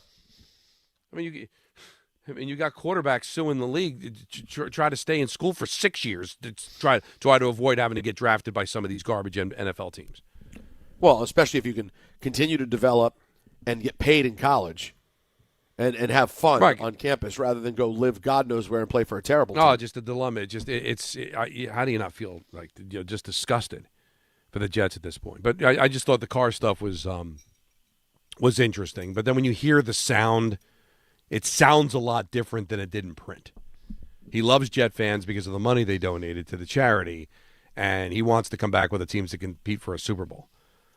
And the Jets are going on 16 straight years missing the puck because I can't see them making the playoffs this year. So that's 16 straight. And with the Buffalo Sabres going to the playoffs this year, in all likelihood, they'll be standing alone, the longest streak in North American sports of not being able to make the playoffs. So why would you want to come out of retirement for that unless you just desperately want to play? And he didn't sound like he was desperate to play. At all. Scary. Is that Dietz in Colorado? You're on ESPN New York. He's got a question about life. I'm nervous. Happy birthday to you. Oh, beautiful. Happy birthday to you. Happy birthday, dear Don. Happy birthday to you. Happy birthday, Don, real quick. Top love song, Harvest Moon by Neil Young. And listen, I'm a 5'3", 30-year-old man. How do I find love? Thanks, I'll listen. I got to tell you, there was a lot going on. He went the full version of the song. You don't see usually, when was the last time you heard that and you weren't about to blow out a candle? It's not every day. It's not common. And he's 33, and that's what he he's said, asking me how he can find love? Did I hear that right? Yeah. That sounds about right. Yeah. You got to put yourself out there, man. That's all I can tell you. Whether it's on a dating app, going out to the bars, you're 33, so you can legally drink, and just start hitting on women, man. It's not coming to you. They're not falling in your lap. I don't unless like you're actually getting a dance. I don't like this advice from Don at all. You don't like it at all? You got to put yourself out there, man. You got to go for it. No. I'm telling you. Going out there and hitting on women, that's not going to be what works for him. I don't know. Do you hear him? He's calling Sports Talk Radio and singing happy birthday. And he's 33 and looking for love. And he's 33, sounding like 68, so. What was that, Jacob? I'm sorry. I say he sounded like 68. I was a little worried. I thought he was going to croak over during that song. But Don, how about an app?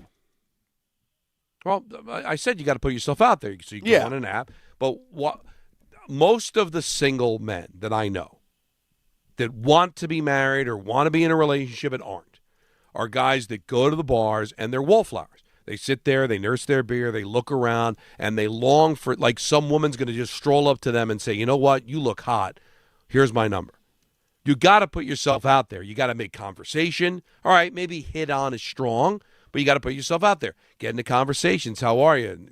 What's going on? You want to dance? Whatever. I'm telling you, I could just sense that there was an awkwardness, didn't know how to talk to women. He goes out. He's a wallflower. He's not participating, and he's waiting for them to fall out of the sky like it's going to start raining women. And he's going to be single for the rest of his life. I'm telling you. I know from experience. Once you start getting in the conversation, then you put yourself out there, and then they know. Now, it means getting rejected a lot, but at least you're in the fight. He's trying to get a base hit on the on-deck circle. Doesn't work. No, we can't. You got to get in the game. There's no question about it. The one thing I didn't like about what you said was not the putting you out there. It was the let's go out there and hit on women part. Because if that was easy for him, if he were capable of just doing that, he's not calling this program. Well, it's kind of Captain Literal, man. But what I just mean is just put yourself out there and create conversation. Let them know that you're interested. They're not going to be able to read your mind. No, you got to get out there. So hit on is just very pejorative, not pejorative, just very pedestrian way of just saying go out there and just introduce yourself. And because if you're 33 and you're looking for love and you're asking me, you're in all the wrong places. You're lost. Wook and Penub, man, you're lost. Yeah, come on. You're 33, single, and asking me. So you're lost in the wilderness, man. So I'll try to help you. I can also help people who are curious about whether they're a fraud or not. It's one of our most popular segments, and it's coming up next. It's Hahn and Rosenberg gliding till 7 o'clock on ESPN New York. 17th ranked St. John's look to close out a perfect week in the Big East when they visit Providence. Coverage begins tomorrow at 12:40 on 880 ESPN and the ESPN New York app. That's the ease at which you get information. You want it, you get it. Like that. Ask your phone, group chat, smartphone. You're always connected and informed in real time. No waiting. So if you're diabetic and still using finger sticks to read your blood sugar, what are you waiting for? Knowing your blood sugar levels instantly is important for managing diabetes. Call US Med at 888-665-0696. To learn more about continuous glucose monitors, a real-time instant method to track your blood glucose, US Med is an approved provider for Medicare and over 1,000 private insurers. And the best part? Call 888-665-0696 and we'll give you a free insurance benefits check today. So call 888-665-0696 today. That's 888-665-0696 and manage your diabetes as easy as... Not all F words are bad. Some are actually great, like fast, free fiber for 4 months. Yep, switch to Optimum Fiber for as low as $25 a month. Plus, for a limited time, you can get 4 months free, HBO Max included for 1 year, and a 5-year price lock. Don't wait, this free fiber deal won't last long, and the fastest, most reliable, most consistent internet speeds await you. Call 888-4-OPTIMUM or visit Optimum.com/free today. Terms apply. See Optimum.com for details. Want to know why betting the winter games on FanDuel makes sense? From game lines to medal counts to finding your angle on the events you care about most, FanDuel gives you more ways to stay connected to the action. The winter games are on, and there's no better way to follow them than with a bet on FanDuel. Curling matches that start slow somehow get tense fast. Speed skating decided by inches. Hockey games. They hit different when you're on FanDuel. Maybe you want to rock with USA Hockey. Well, there's so much there to play with. Want to know why betting the winter games on FanDuel makes sense? From game lines to medal counts to finding your angle on the events you care about most, FanDuel gives you more ways to stay connected to the action. The winter games are on, and there's no better way to follow them than with a bet on FanDuel. FanDuel, play your game. 21 and over and physically present in New York. For help with a gambling problem, call 877-8-HOPE-NY or text HOPE-NY 467-369. Guys, quick PSA, forgetting Valentine's Day flowers is not the move. Trust me. This is why I go to the Bouqs company every time. Bouqs delivers modern bouquets fresh to her door. Plus, with my code CANTY, you get 25% off. Bouqs flowers are cut fresh from the best farms in the world, so you get bigger, brighter blooms that last way longer. They've got incredible flowers, even roses grown on the side of a volcano. And the best part? Bouqs makes it easy. Pick the bouquet, the delivery date, and you're done. No last-minute panic. That's why Bouqs has over 50,000 5-star reviews. And listen, even if she says, don't get me anything, that doesn't mean no flowers. Flowers still score every time. Valentine's Day is February 14th, right after the big game, so don't fumble this.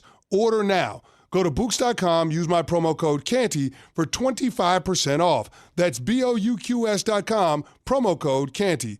Bouqs, promo code CANTY. And now it's time for traffic. Here's Brandy Scott. Thanks so much, guys. Just a bad ride out there on the roads and lots of extra company. It's a long holiday weekend for some people. Not moving much on the Southern State westbound, trying to leave Nassau County and head into Queens. Right before the Belt in Southern State, it's a collision by Central Avenue. Traffic is jammed there from Hempstead Avenue. Another hit on the Belt westbound by Erskine Street in Brooklyn. Right lane is out. You're not moving much there from before JFK. Heading over to the outbound, George, all of your approaches are jammed. Not even the Henry Hudson going to help you out. Deegan northbound, long line of brake lights heading over to the Cross Bronx. Delays go back across the Triborough and up onto the Bruckner. Inbound, George, just about 5 minutes for the upper deck. Outbound, Lincoln and Holland tunnels around 20 to 30 minutes each. This report is sponsored by the New York City Department of Transportation. Speeding ruins lives. Drivers, watch out for pedestrians and cyclists and slow your turns to less than 5 miles an hour. I'm Brandy Scott on 880 ESPN New York. Access to education changes lives. That's why National University provides flexible online and hybrid programs from associate to doctorate degrees. Since 1971, NU was built to serve non-traditional working and military learners nationwide. NU understands the demands of work, family, and service. Each year, more than 130,000 learners trust National University to move forward. Visit nu.edu to learn more. For 100 days, I'm going to cross the 7 continents because the answers to everything important are out there at the edges of our world. I'm stepping into the unknown. Where are we going? To see our planet as it's never been seen before. From pole to pole. Pole to Pole with Will Smith from National Geographic. Now streaming on Disney Plus and Hulu. Show me the way. Did you or someone you know participate in fraudulent fan behavior? I'm a fraud with a capital F. Is your friend a fraud? I have been a complete and utter fraud. Are you a fraud? What is fraud? Let's ask Don the Greca. Screw! Go scratch yourself! Brought to you by D'Agostino Law. D'Agostino. Hi. Welcome to Fraud Alert Friday. As you heard, it's brought to you by our dearest of friends, D'Agostino Law. Play the drop. D'Agostino. Don, how are you? Good. Jalen gave me a button to wear on the air. Let me take a look able to here. see it. Oh, I see. It's my birthday. Can't believe how old these kids are. It's absolutely insane. How can I say no? You can't. She's on her way to acro dance. Which kid at this moment do you like more? Go ahead. Oh, Jalen. Marco's been on my last nerve the last couple of days with his So homework. power ranking, in the power rankings at this moment, Jalen 1, Marco 2. Yeah, but it's very fluid. It can change before the end of the show. Right. But right now she gave me this. That's all. You got to put her in the 1 spot then. Got a lot of You emails in here over the last week. Good. Goodness. Let's do it, man. My goodness, man. My goodness. All right, let's see. I love and enjoy all three of you. Been listening for years. Someone needs to tell Don, who considers himself a cinephile, that Zoe Saldana is the highest-grossing female actress of all time, and he needs to put some respect on her name. For bonus points, who did she just pass for that honor? So now we turn it into a trivia thing. He answered the question. Scarlett Johansson. Yeah, it makes sense, right? I don't know. Scarlett has movies that are that big. What are her gigantic movies? Marvel. Oh, she's in the Marvel, right? Sure, Yeah, the that'll Marvel. do it. It's not even fair to get the Marvel. You know what I mean? Once Like you're in Kate- the Marvels, Black Widow, the Avengers. Yeah, it's all. Bet you Kate Winslet was up there back in the day with the whole Titanic thing. all right, here we go, guys. Good afternoon, guys. That guy that wanted a ruling for being a Pats fan and a Yankees fan has done nothing wrong, especially when the Giants and Jets have physically left their fans for money. Well, the Giants and Jets left their fans for money? All right, you can't. But because they leave as free agents, that makes them frauds? They They're have not fans. they have left New York for cheaper facilities in New Jersey. And yes, it's part of the tri-state, Oh. but But when you need to cross state lines and pay those ridiculous tolls, they've screwed their fan base. Well, and it's don't interesting deserve to have the surname of New York. He's calling the teams frauds. Well, if I remember, now again, they opened up Giants Stadium in 1976. They opened it in 76. They were working on it 2 years prior, so I was like 6 years old. But from the stories that I heard is that they wanted to stay in New York, that there just wasn't any offers, so they went to New Jersey. And you saw the Jets tried to build right on the west side of Manhattan. Dolan wouldn't let it happen. It got landlocked and blocked, and nobody could do it. I mean, what are you supposed to do? Where are the Chicago Bears going to play, Peter? Once they God leave only Soldier knows. Field? Perhaps Missouri. I don't know. No, they're going to be going to Indiana. I mean, it wasn't like they tried. I'm sure they wanted to stay in New York, but they got an offer in Jersey and they took it. Don Hunter Rosenberg, I'm writing in for an official ruling. By allegiance, I am a Yankees, Jets, and Knicks fan. No wavering there. My friends and colleagues have known me for years as a diehard New York sports fan. Here's where the potential fraud comes in. Okay. Over time, people started giving me jerseys and gear, not only for my teams, but other teams too. By the way, I should add, this gentleman is from Australia. Okay. So he's not from New York. No.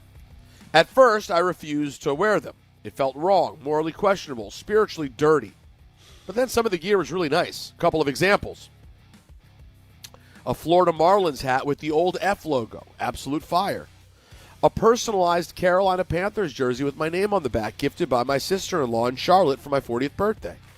I'll be honest, I felt a little dirty wearing them, but I also looked great. Complicating matters further, while my sports loyalty is fully New York, I'm not actually from New York, and I currently live in Perth, Australia. Quick side note, when Peter visited Perth, I offered my free services as a tour guide, though WWE clearly had much better plans for him. Oh, how about That's that? my bad. I apologize. I was so upside down on these trips across the world. So the question stands, am I a sports fraud for wearing non-NY gear that was gifted to me despite my unwavering NY fandom? I humbly submit my case to the Honorable Judge Greca. Looking forward to the verdict. Love the show. Carlos in Perth, Australia. We've had this conversation before about jerseys, and I've always said, no fraud. The examples he gave, he's a Jet fan. He got a Carolina Panther jersey. All right, there's no rivalry there. He loved the logo of the Marlins. He said that the F logo was fire. So he loved that. Well, you know what? He's a Yankee fan. I guess in 2003 that would have been awkward, but otherwise not in the same league, not in the same division. Who cares? I was a Marlin. So Thank you. I don't. It's odd that he's getting gifted all this merch of teams he doesn't root for. Maybe he needs to make it known to his family that he roots for the Knicks, the Jets, and the Yankees. But as long as he's not donning any, Red Sox, Patriot, Celtic garb, I got no issue with that. No fraud. D'Agostino.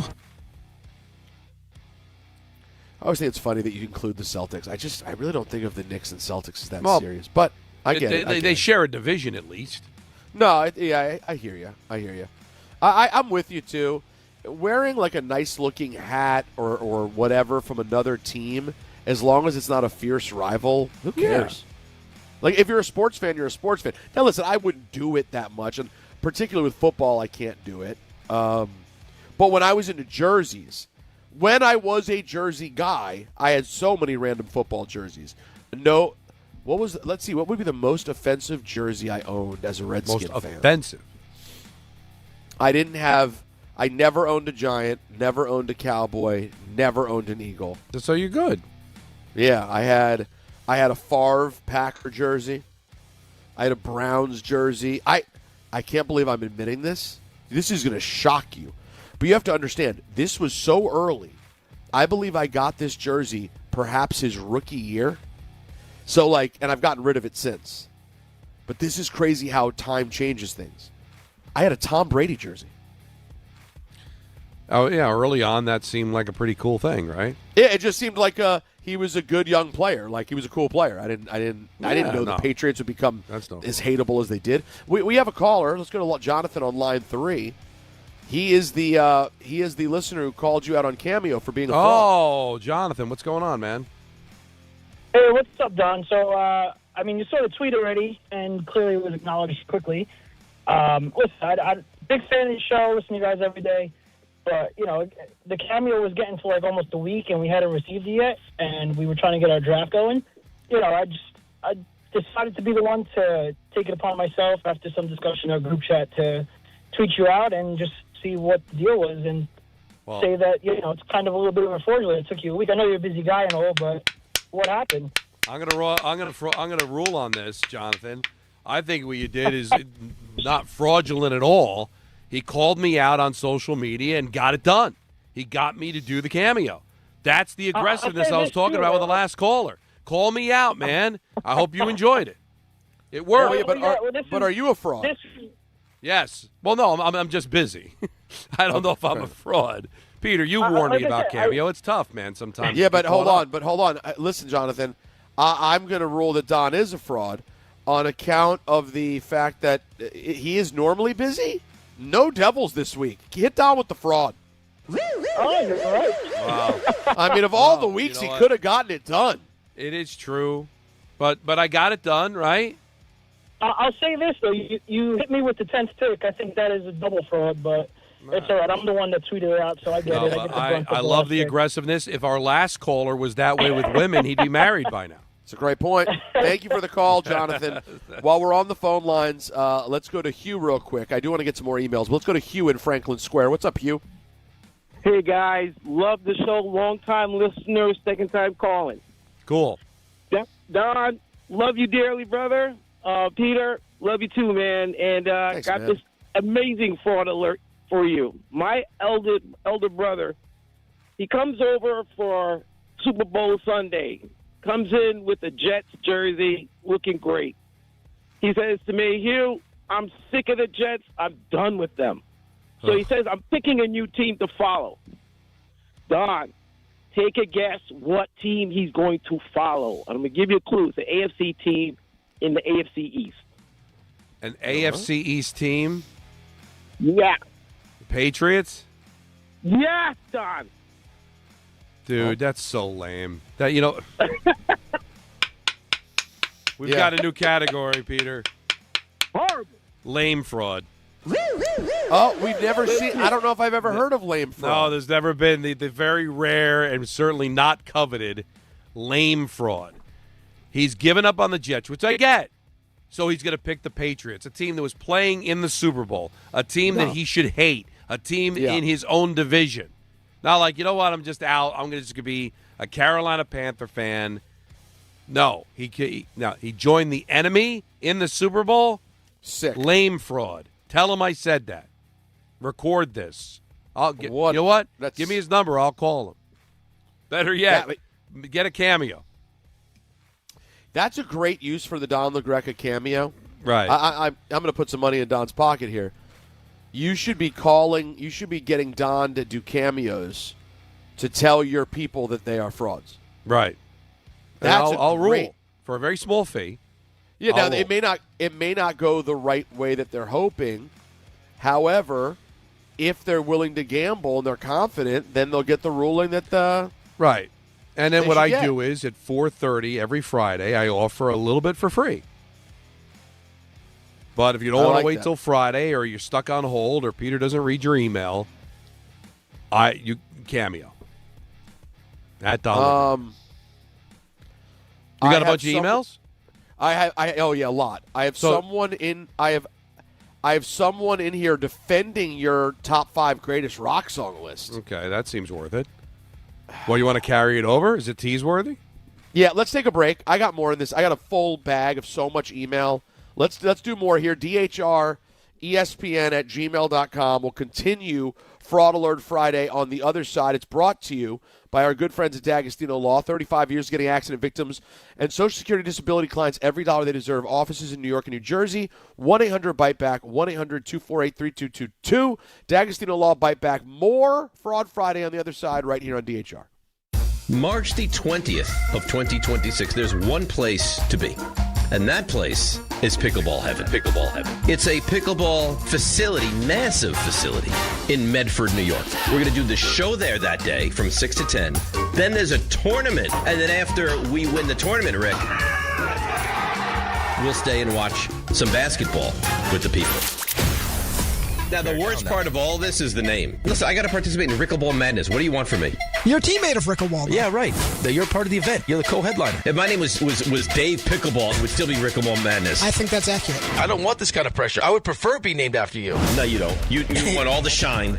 No, I don't. Call whatever you want. Dave's Pickleball Extravaganza. Sorry, Dave. We're still calling it Rickleball Madness. And it's Friday, March 20th at Pickleball Heaven in Medford, New York. To sign up and register to play, go to the ESPN New York app and click on the Rickleball tile. So, should we split the bill? But math is the worst. Not all math, because with New York Lottery's extra multiplier scratch-off games, you can multiply your winnings up to 200 times. Wait, multiply my winnings? Yeah, you take your winnings, then multiply those winnings up to 200 times. So all of my winnings times 200? Yeah, that. Oh. I've always said math's the best. Play for chances to multiply your winnings 30, 50, up to 200 times. Prizes up to $5 million. Please play responsibly. Must be 18 plus. Gambling problem? Call 1-877-8-HOPE-NY or text HOPE-NY. Hey, New York and New Jersey, Boost Mobile has an unlimited talk, text, and data plan that's only $25 a month forever, meaning you'll only ever pay $25 a month for the rest of your life. Who wouldn't want unlimited wireless when it only costs $25 a month forever? If you don't, you must be one of those people who enjoy overpaying for their phone plan. $25 a month forever is truly as good as it gets, so go online and switch now at boostmobile.com. After 30 gigabytes, customers may experience slower speeds. Customers will pay $25 a month as long as they remain active on the Boost Mobile Unlimited plan. Hey, it's Michael K. I love when I get to talk about PC Richard & Son. This has been my go-to store for years now. They're local, they're family-owned, and they truly care about their customers. And you know, I love to support our local businesses. Always have, and you should too. During their President's Day sale, save big on appliances from all the top brands, up to 40% off. In fact, the more you buy, the more you save, with up to $1,000 in additional savings on qualifying appliances. So do what I do and get to PC Richard & Son today. Free delivery excludes Manhattan. This February at Jake's 58 Casino Hotel, love is in the air with our $100,000 Roll into Romance drawing. Be here on Fridays in February from 3 to 7 p.m. when each hour one lucky guest is drawn to roll the dice for a shot at winning up to $5,000. Earn entry starting at 2 p.m. Club members can earn up to 5 times entry multipliers at Jake's 58 Casino Hotel. If gambling is a problem for you or someone you care about, please call the 24-hour toll-free helpline at 1-877-8-HOPE-NY or text HOPE-NY. Do you owe $10,000 or more in credit card debt or personal loans? With credit card debt at all-time highs, Debt Relief Advocates is urgently notifying consumers of debt relief now being made available, designed to aid consumers with out-of-control credit card debt. Those who qualify and enroll for this relief program will only have to pay back a fraction of what they owe. This is not bankruptcy or a debt consolidation loan. This is a relief program that credit card companies would rather you not know about, as it ends your debt nightmare and saves you lots of money. Consumers owing at least $10,000 in credit card debt or personal loans can now take advantage of this debt relief as the cost of living skyrockets. Debt Relief Advocates has established a relief hotline for you to call to learn what debt reduction you may qualify for, so don't wait. For this free information, call the Relief Hotline at 800-606-8737. 800-606-8737. 800-606-8737. My name is Whitney Allen, and I'm a widow. My husband, Ryan, died. We never thought we'd ever have to use life insurance, but the unexpected happened. With Ethos, signing up was fast and 100% online. You can get a quote in seconds, apply in minutes, and get same-day coverage. No medical exams, and you can get up to $3 million worth of coverage. I'm grateful we were prepared. Get your free quote at ethos.com/game. That's ethos.com/game. Paid spokesperson. Time spent on application may vary. Online health questions required. Talk about stepping up. Bang! Bang! It's time to level up your game. Introducing the all-new ESPN app. All of ESPN, all in one place. Your home for the most live sports and the best championship moments. The electricity is palpable. Step up your game with no annual contract required. It's the ultimate fan experience. Level up for more on the ESPN app or at stream.espn.com. Sign up now.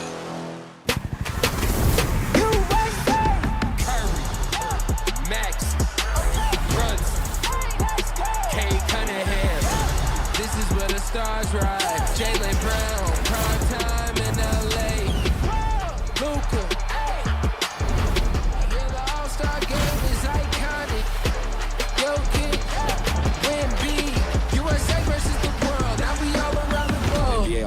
Sunday, February 15th on NBC and Peacock. Okay. Probably the most commercially successful Doors song. This was on the radio all the time back in the early 70s. Not my favorite. Not bad, though. Come on, baby, light my fire. It had a big moment in my childhood. It had a big comeback for some reason. Probably maybe the movie? I don't know why exactly. Maybe the movie? 91? The Val Kilmer vehicle, the Oliver Stone? I'm trying that to would think make sense, right? Yeah, maybe it was the song that brought it back. I mean, the movie that brought back the song. Yeah. All right, welcome back to Fraud Alert Friday. Here was the email that's not quite related to fraud, except defending those of us who called Don's list fraudulent. He said, I've been really bothered by the criticism of Don's top 5 greatest rock song list and had to get in touch. If you're a fan of music, there's no disputing that the songs Don picked are great. All-time great. Classic great. No debate. Tutti Frutti, however, is not a great song. The artist that performs it is great, and it's very memorable and perfectly representational of early rock, but as a song, Purple Haze is not a great song either. It's a terrific showcase for a great artist and also representational of how rock music evolved. But a great song on its own? I Want to Hold Your Hand? Really? It doesn't even make the list of the Beatles' top 10 greatest songs. Actually, Alan and Peter are both that guy, not Don. None of the songs they chose are great. Memorable, influential, recognizable, not great. Well, I love this guy. I like the message. Yeah, Don, I didn't know you had this email address, Don. Yes. But let me push. I actually think he makes a very compelling argument. And the one thing I will dispute, all, I guess, 14 songs, because you guys repeated "Smells Like Teen Spirit" are great songs. You guys had great songs. Well, and at least I hear the argument about Tutti Frutti, dude. You don't think this is to the listener, not to you, dude. You don't consider Seven Nation Army a great song? You don't think Cult of Personalities a great song? Come on. That's a bad take. Now you get into preference, and that's not right. Got to leave your heart out. But I think his argument, the way he argued for you, though, very strong. It was pretty strong. In some ways, stronger than your own arguments. Interesting. You should hire him. Got to argue for me. Let's see. Patrick says, I'm a diehard Giants fan. Okay. And like my fellow fans, I hate the other NFC East teams. However, back in 2018, when the Eagles played the Patriots in the Super Bowl, I committed fraud. I had a coworker that was an incredibly obnoxious Patriot fan. Mm-hmm. Seriously, I don't think there is a word strong enough to encapsulate the obnoxiousness. Our first year working together was the year of the Malcolm Butler interception, and there was the 28-3 comeback. My God, he was insufferable. Leading up into the Super Bowl in 2018, he was awful to be around. Because of him, I found myself rooting for the Eagles, simply because I wanted him to shut up. During the game, I was actively rooting for the Eagles. Now, years later, I watch the Eagles, and I'm disgusted with myself. Not too late. How could I have rooted for that disgusting team to win a championship? As a Giants fan, not only does the team make me sick, but I make myself sick. Judge John, feel free to sentence me. Oh, come on. You said you're a fraud. Fraud. I mean, have the guy killed. Do something. You just can't be an Eagle fan. Just because one person irritates you, you become an Eagle fan as a Giant fan? Well, hold on. You're actually misrepresenting, I think, the email. He didn't become a fan. He cheered for them in the game. No, but it was in the Super Bowl. Well, I understand, but like that, he didn't become a fan. That's a strong way of putting it. He rooted for them in the Super Bowl. That means if they win, they're the Super Bowl champions. Shouldn't even root for the Eagles in a preseason game. It's funny. Even though I agree with the ruling, I also I understand where the guy was coming from. When you have that one person in your life, there can be that person that makes a team like just different, man. Now, if you want to tell me that you want to throw up in your mouth, you're disgusted that the Eagles won the Super Bowl. But if there was one silver lining, it shut that guy up. I can understand it. That makes sense. But to actively root, you just can't do it. That's the bridge too far for you, is what you're saying. In the Super Bowl? It's bad enough that sometimes you've got to root for the Eagles because you'll win your pool, or maybe you've got a player on the team that will help you win your fantasy league. Those are business decisions. I get it. It's tough. Like James Harden. But you got to be able to do it. But, Peter, come on. But you agree with the ruling anyway, so it doesn't. Yeah, I'm fine with it. Ethan writes us and says Dave Rothenberg's a fraud. Well, I like this. Go ahead. At the end of the morning show today, RJ asked Dave whose birthday it was today, and Dave guessed Carl Anthony Towns. Dave, a so-called friend of Don's, didn't know it was his birthday. Is Dave a fraud friend? P.S. Happy birthday from your true friends, the loyal listeners. The reason I'm going to say no is that, can I tell you right now when Dave's birthday is? I cannot. I at this stage of my life, when you're 50-plus years old, I think remembering just people you work with, even just friends. There might be a couple of friends that you just know because you've known them your whole life. Like I know Jimmy Stark's birthday is January 20th because I've known him for 40-plus years. Right. So it's ingrained in my head. His brother John, March 6th, makes sense. Look at that.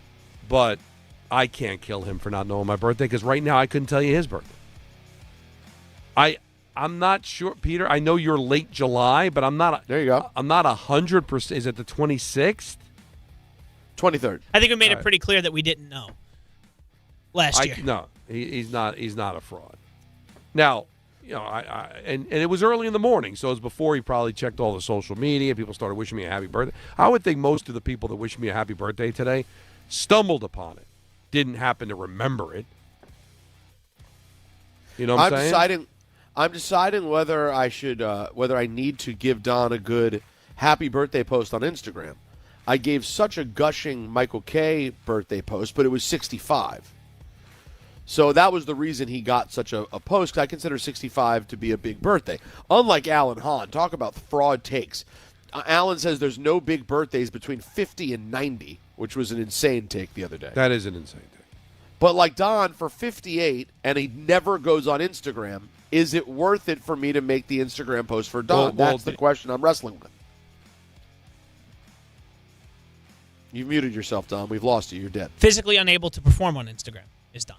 Now, do you have a gushing social media post when he turned 64? No. Right, but 65 is a milestone. 65 is a big. 60. So I wait for your 60 and then bust out the big. Yes, the big. Absolutely. Now I do have a gift for you. Aw. That I forgot to bring this week, and I'll have to wait till I see you in studio. You'll see me too. I think it's a very useful gift. I got to tell you. Now, if he doesn't use it, will you complain?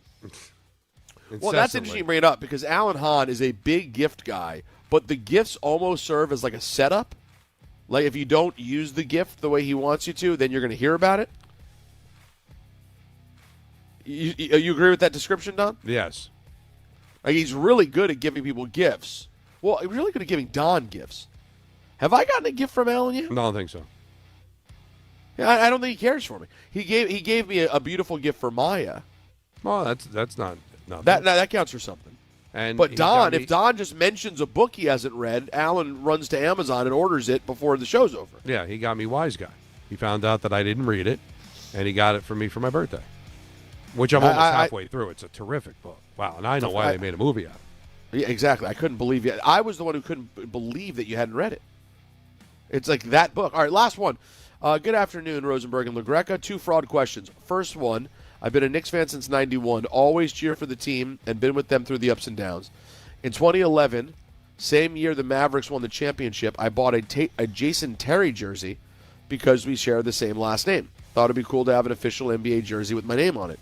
No, Jason Terry and I are not related as far as I know. I've been rooting for him, though, because of the same name, but never against the Knicks. Because I bought the jersey, does that make me a fraud? Well, we know the answer. No. No, absolutely not. Second question. Second question or statement is, how do you feel about Lakers, Cowboys, and Yankee fans? I feel like they are the definition of frauds because most of them join because the team is very popular and has the most consistent winning, even though the Cowboys and Yankees haven't won recently. Do you consider them frauds? Eddie from Long Island. I'm so glad you said that because there are I know a lot of people that are fans of teams outside the area. They're like Cowboy fans, Laker fans, or maybe Bulls fans, Packer fans, when the Packers are, all the national teams that have done a lot of winning. But then they think they can bail themselves out of being a front runner or a fraud because, I'm a Yankee fan. As if they're a Yankee fan because they're from the tri-state area. No, they're a Yankee fan for the same reason they're a Laker fan or a Cowboy fan is because the team won a lot. But they can mask it because it just so happens the Yankees are in the place where they live. But the logic's the same, right? The logic exactly the same. That'll do it for Fraud Alert Friday. I'm excited on the other side. In the 5 o'clock hour, we got to hear from Darren in Newark, who's annoyed with Don. I want to hear from this. Well, I'm going to call fraud on somebody. Oh. When we come back. It's Don on Rosenberg until 7 o'clock right here on ESPN New York. Hi, it's Chuck Devine with SnowCountry.com. Eggland's Best, the only eggs with more fresh and delicious taste, plus superior nutrition.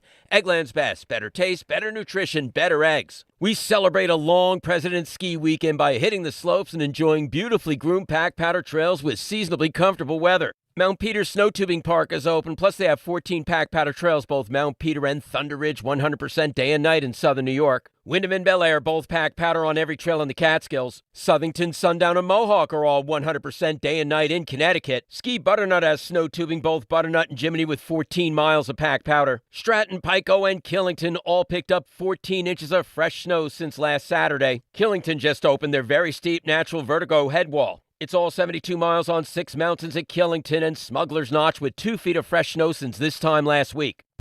You don't just ski or ride, you dominate. At Killington, we fuel your adventure. Be the beast. Ski and ride Killington.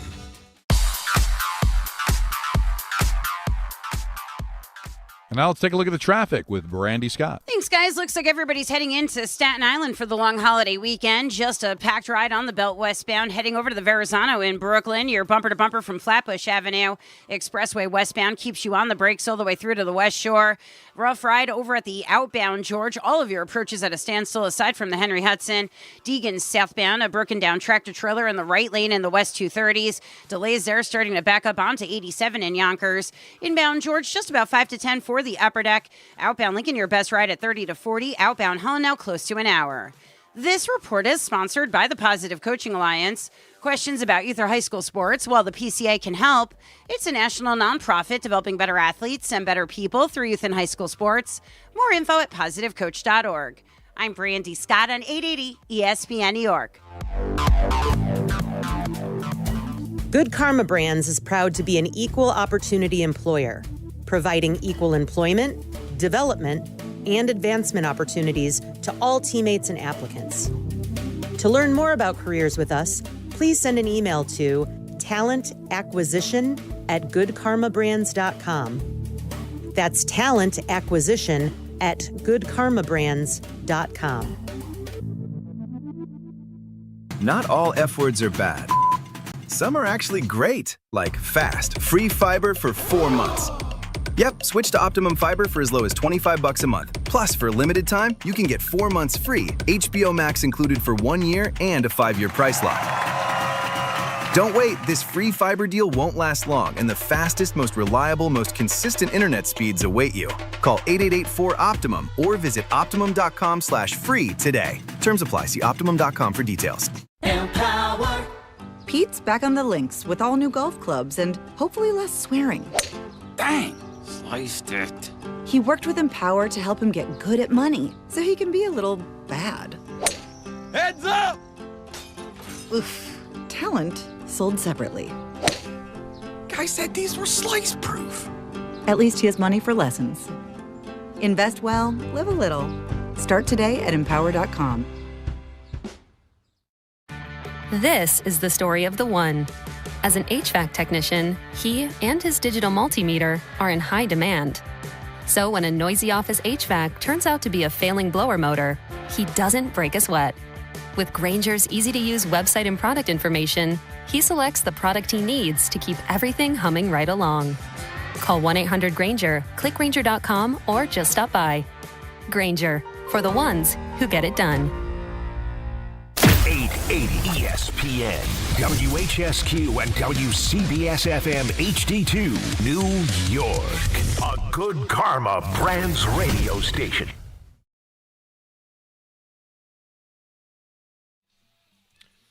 Game Time is brought to you by Tullamore Dew Irish Whiskey, because when it's game time, Peter. Hey, time. The U.S. women's hockey team is facing Italy in the quarterfinals. It is 6-0 as they are underway in the third period, out shooting Italy 40-4.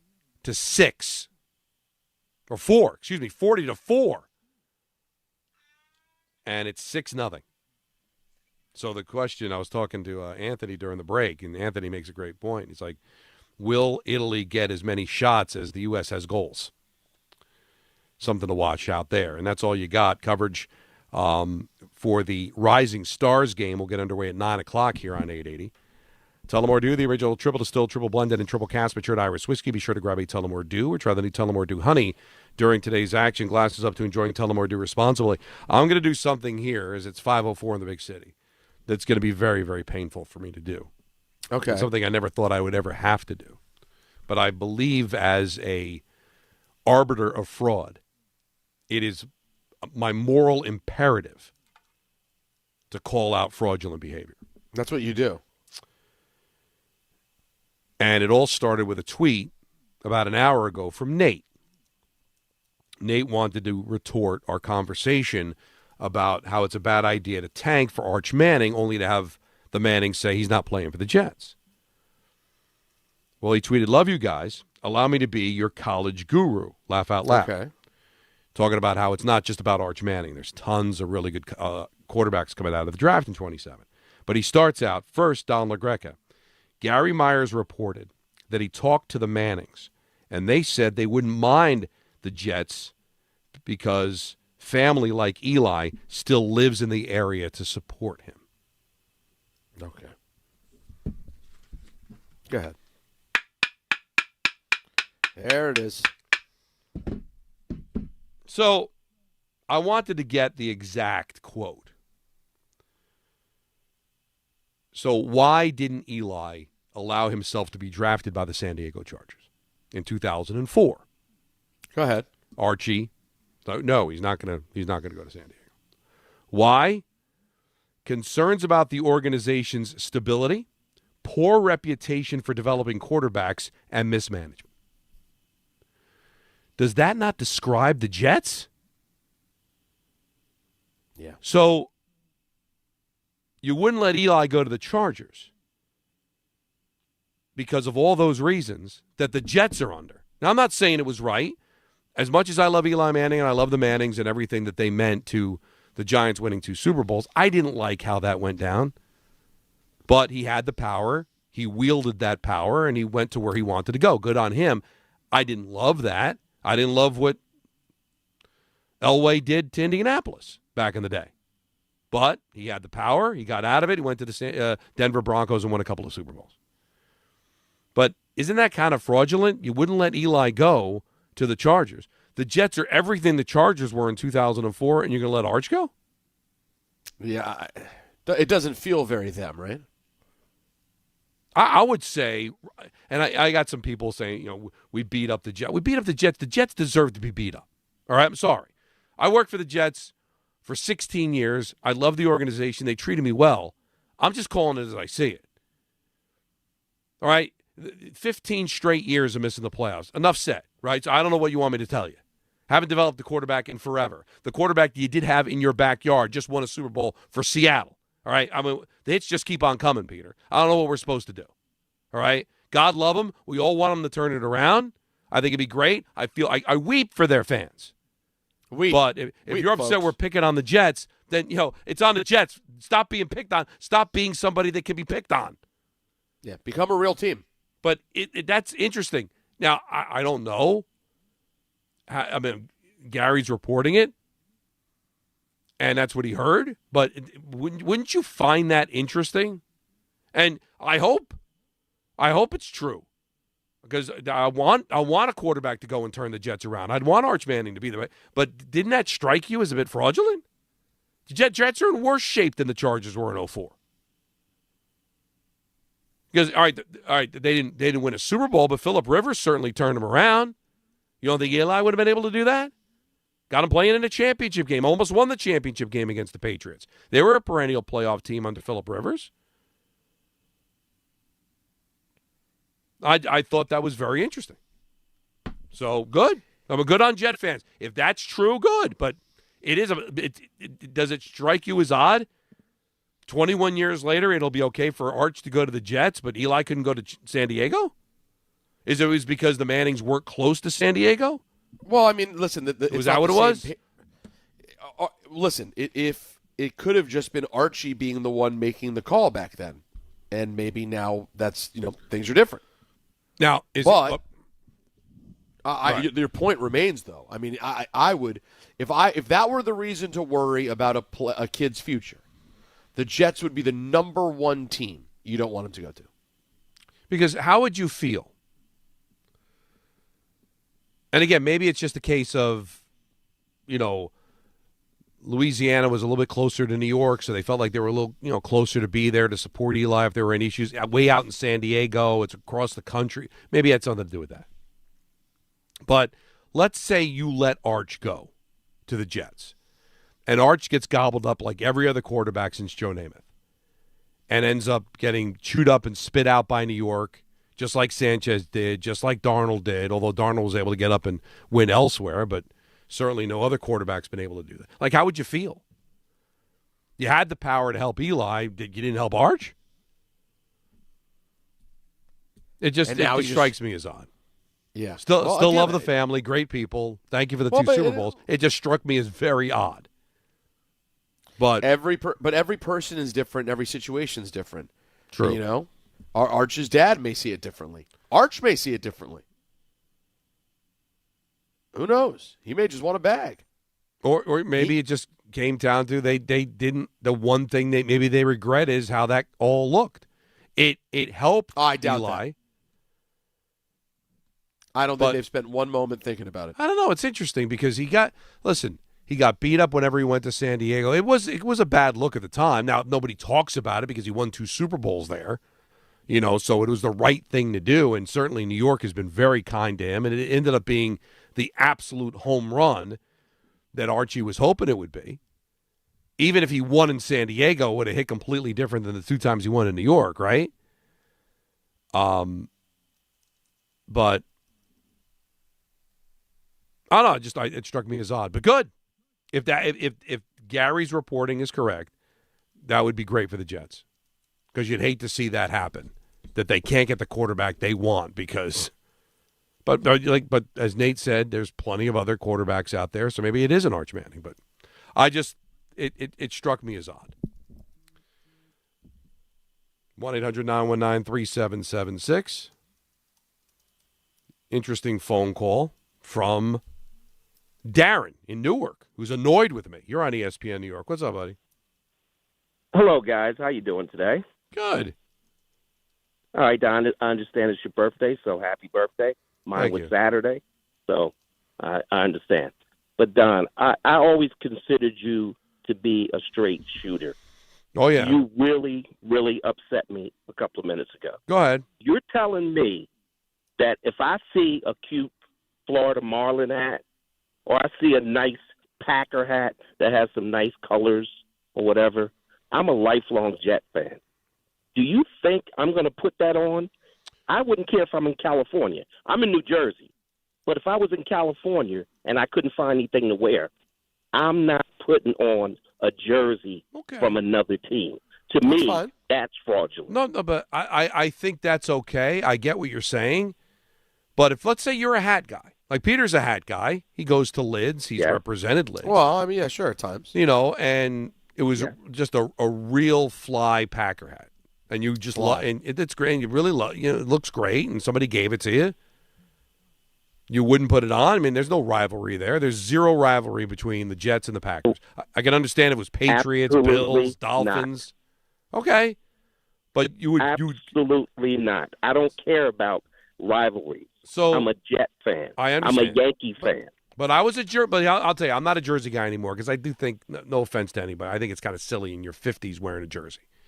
But when I was growing up, and I loved hockey jerseys. I loved the way they looked, and I bought a Canuck jersey because I thought the logo was gorgeous. I love the color scheme, and Doug Gilmour was one of my favorite players before he became a Devil on the Leafs, and I love the Leaf jersey. And I'd buy the jersey and I'd wear it. I was still a diehard Devil fan. You think I was a fraud because I just appreciated the look of non-rival jerseys?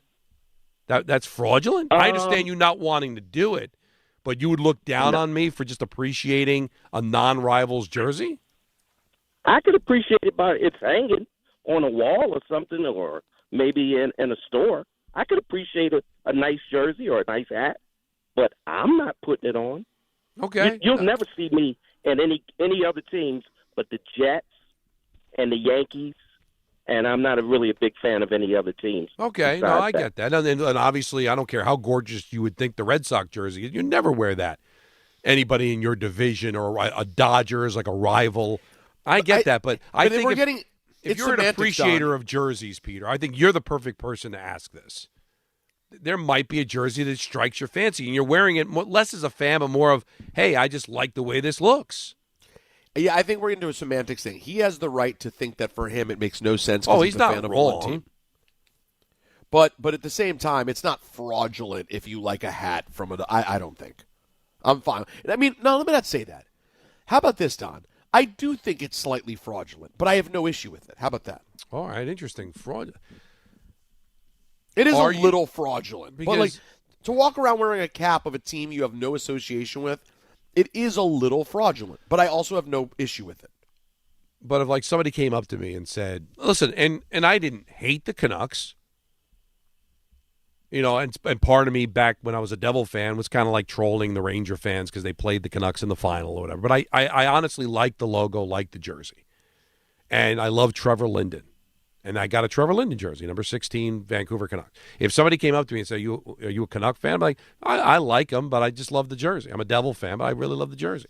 And there's zero rivalry between the two. So, but I hear what he's saying, and I appreciate the stand he took, but if it's a non-rival. What if people were to extend this to not wearing Jordans because you're a New Yorker?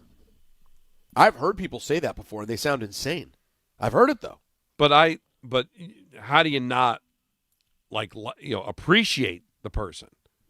Because there is fashion involved. There's plenty of people who wear Yankee hats that you couldn't name one player on the team. Oh, of course, that too. But it's a fashion statement to wear the interlocking NY and the navy blue, and sometimes it's just fashion the way it looks.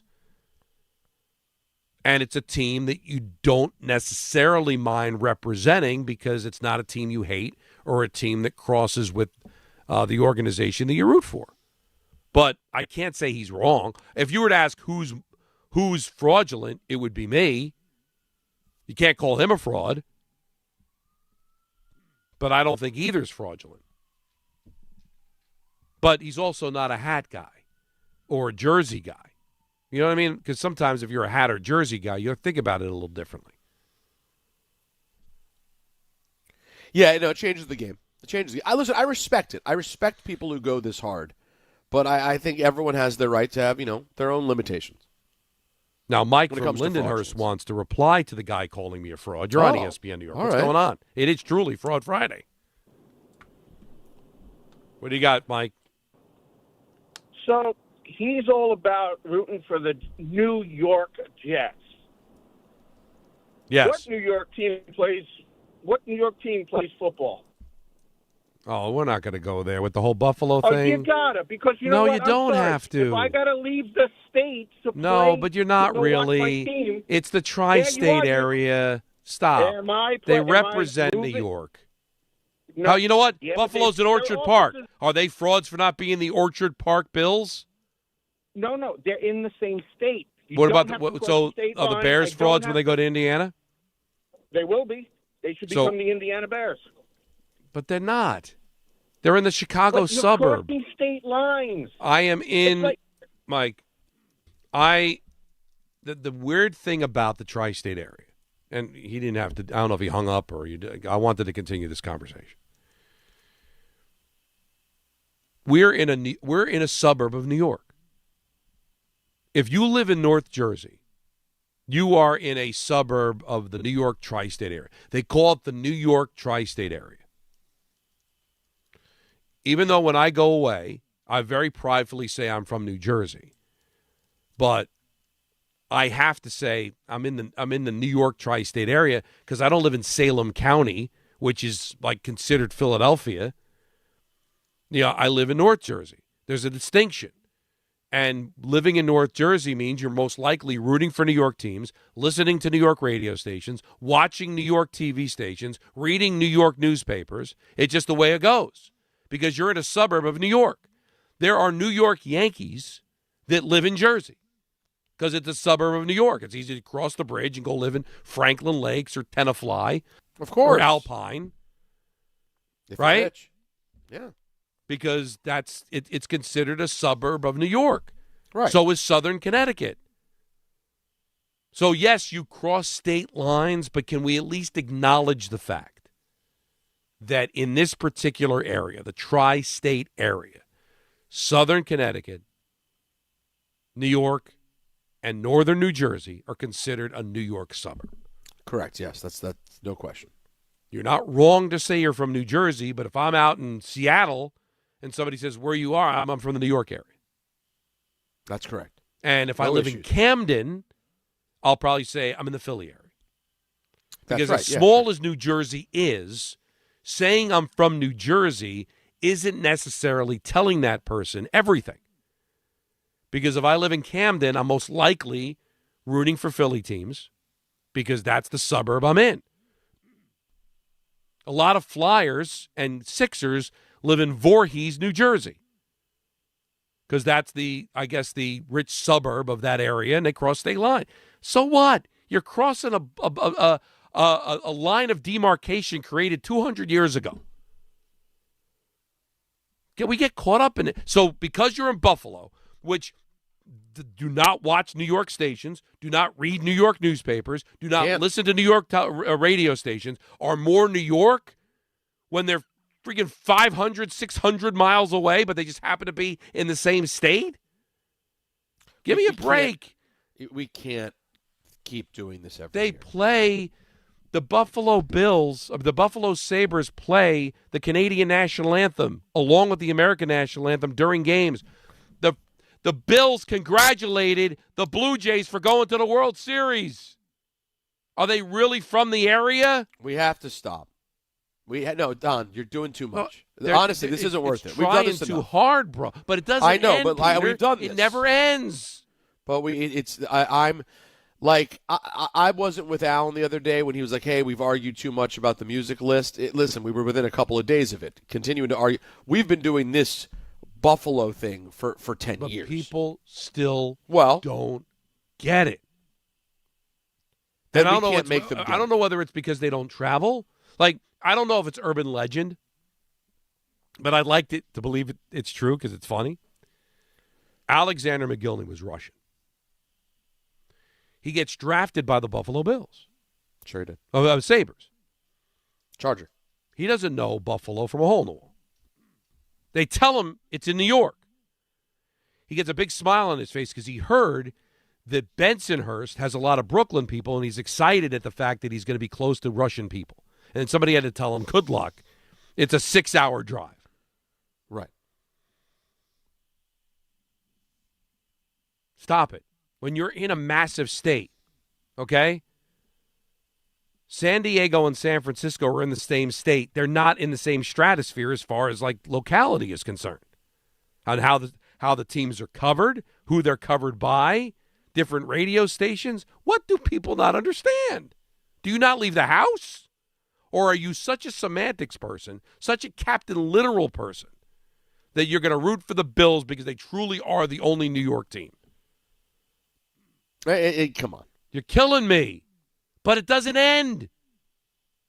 They won't stop. It's like flat earthers. It really is. It's at that level. You think it's flat earth, Jace? Yes. Oh, it is. It makes no sense, and yet people won't stop. I'm not saying there's a lot of them, Peter, but there's enough of them that irritate me. Why in God's name would you think the earth is flat? Really? Why would you think Buffalo is in the area? Joe, do me a favor. Drive it. Drive it. Does it feel like something that's in the area? Yeah, right, really. What area do you live in that Buffalo is anywhere close? Peter, it's my privilege to do Rangers and then eventually the Devils. Every game I've ever done in Buffalo, guess what I had to do? Fly. What's that? I had to fly. It's not a local. If I have to fly, Peter, it's not in the area. And it's a short flight, but you're in the air a little while, like an hour. Why don't I let people bother me? I don't know. This one I'm over. I don't know. You're getting caught up, and I'm done. I'm not trying to be that guy, but like I wish I could. I don't have the energy for it. Anyone who thinks Buffalo should be considered a local team is either not.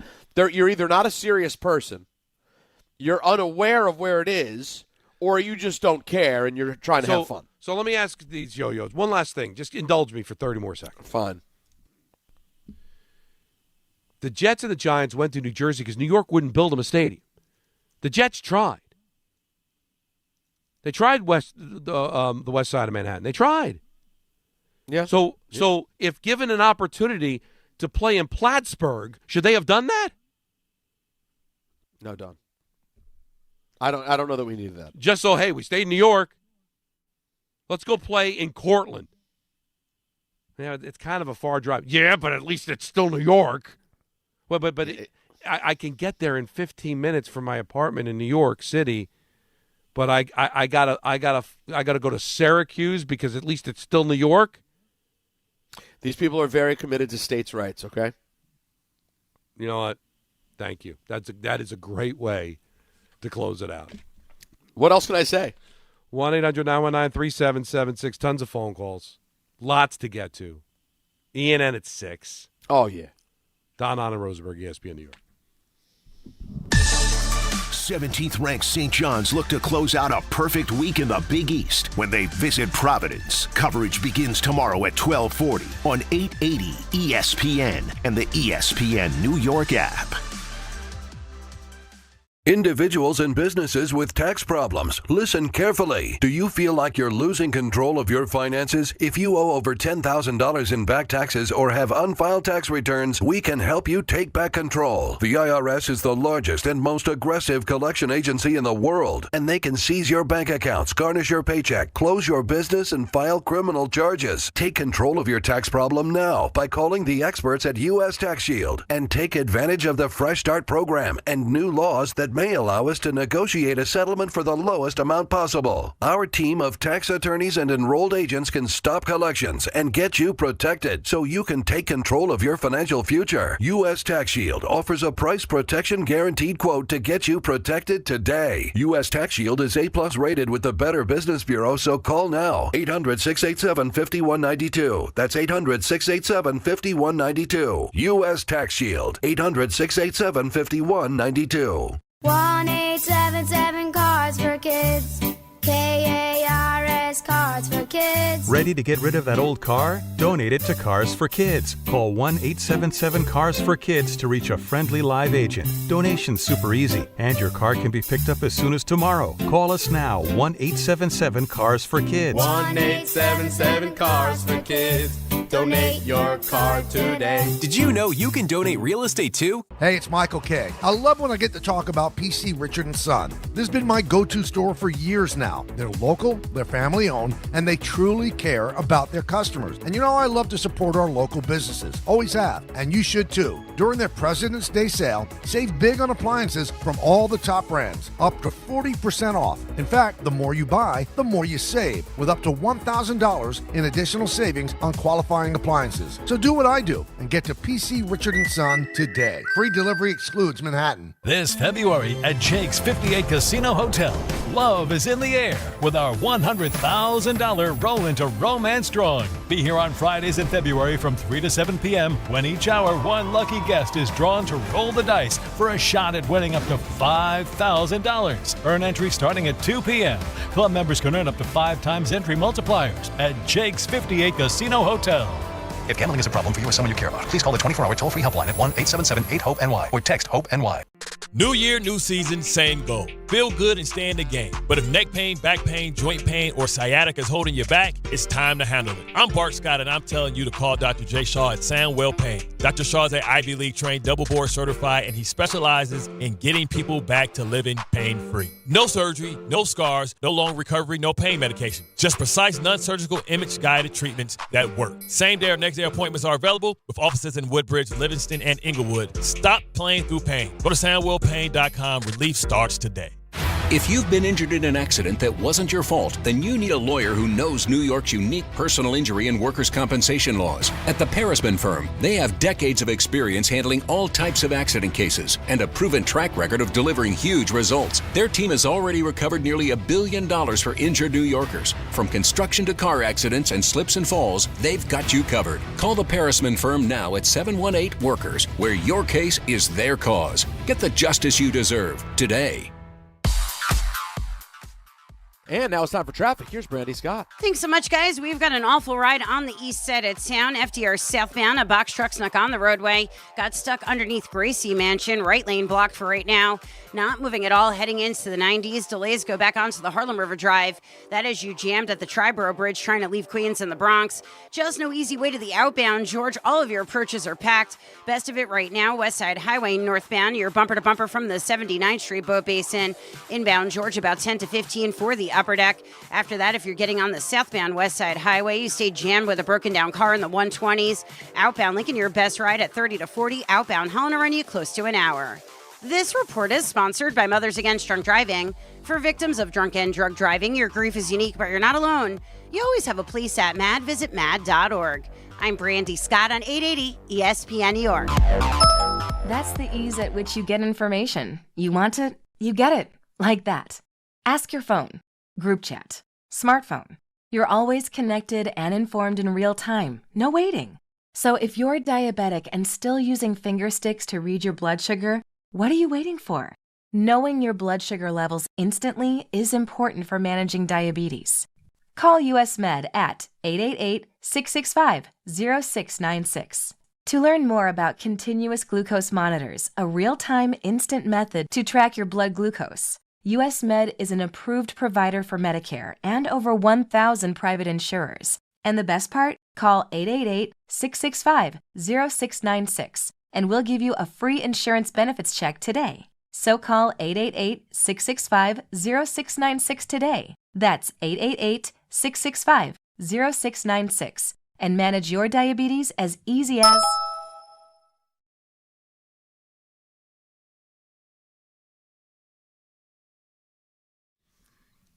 Oh, yeah. Peter, if shots were goals, Team Italy has tied the U.S. They've got 6 shots. The USA has 6 goals. That is insane. We've winded down. The game is over. 6-0. Team USA wins in the quarterfinal against Team Italy. What was the final shot? Was that 51-6? Yep. Dear God. Actually, when you really think about it, I mean, I would make whoever the Italian goaltender is, I'd make her one of the stars. 51-6, Peter. You expect to be worse than 6-0, right? She had some pretty good saves. So that's abuse. 51. That's not bad. Oh man. How much time in the game? Oh, it just ended. It ended. Okay. Clock just zeroed out. I think it's going to be a weird weekend, man. I think it's got some college basketball. Real chance for college basketball to shine, right? Because even the Olympic hockey, or even anything Olympics is over by what, like noon? Because of the time difference. So Now you get to see a lot of things in tape delay. I've been watching a lot of figure skating, Peter, and Nancy's Really? into it. Yeah, God bless. Yeah, it's something. They do a good job of the story. I'm a lot of stories. I'm going to tell you this. Not that I know a lot about figure skating, but I've watched quite a bit. Sure. Johnny Weir to me is one of the best color commentators out there. He does a terrific job explaining what's going on. And the reason that I pay attention, because I need to know, because I literally know nothing about the sport. So I appreciate his commentary, but he's got an answer for everything. He sees the flaws that most people wouldn't see, because that's the frustrating thing about figure skating is they'll make a mistake, but a lot of times you don't see it. It's not like they fall down, Right, not often. Yeah, and if they do, that's easy to see, but there'll be one little thing because because he's been to the practices, he knows the routines. So if any flaw, he sees it, and he explains it so well to where I think if you were a figure skating expert, you'd appreciate it. So he's not dumbing it down, but he does it enough for me who doesn't know anything to understand it. And I know we get caught up on how flamboyant he is and the way he dresses and everything. I think that takes away from the conversation of just really how good he is. He's terrific. So I watch because, happy wife, happy life, and there are some interesting stories, and I've been seeing it. Well, Brian Mitchell, the former Redskin great, told me today when I called into a show that he got very into figure skating in I guess it was, at that point we were doing the Olympics. How did the Olympics work? It was both sports every 4 years? Yeah. It was winter, summer, same year, right? Yes. So it would have been, I think, the 92 Olympics, which was relatively early in his career. Right. He got into figure skating when he looked and saw like the was it figure or speed? Anyways, he saw the size of the quads and the legs of the skaters and was like, what are these guys doing? And then as a result, because he didn't have a way to ice skate, he took up like rollerblading and learning how to get there and skate just as a way to work on sort of his leg strength. And you remember Brian Mitchell, player, right, Don? Sure, of course. He was like all lower body. He was he was just an explosive return man. In fact, the greatest return man in history, who the Hall of Fame has no use for. It's a thing they have in the league. You can be the best at it who's ever done it, and they go, we don't really see it as an important thing that we do. Yeah, they figured out they'll let the occasional punter and kicker in, but other really important parts of special teams they ignore. Isn't it crazy too? Because let's just go back to a time when returns mattered more and you saw them more. Because now I consider the return games very odd, as you know. The return was a great return was as thrilling a thing as existed. Like it was a gigantic deal, Don. Isn't it weird that it's so ignored historically?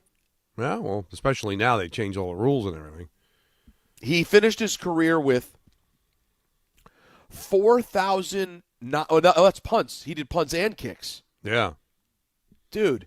He finished his career with 4,999 punt yards returned, 14,014 kickoff yards returned, 9 punt touchdowns, 4 kickoff touchdowns, and no Hall of Fame. Those are insane numbers. 13 return touchdowns? No, it's crazy.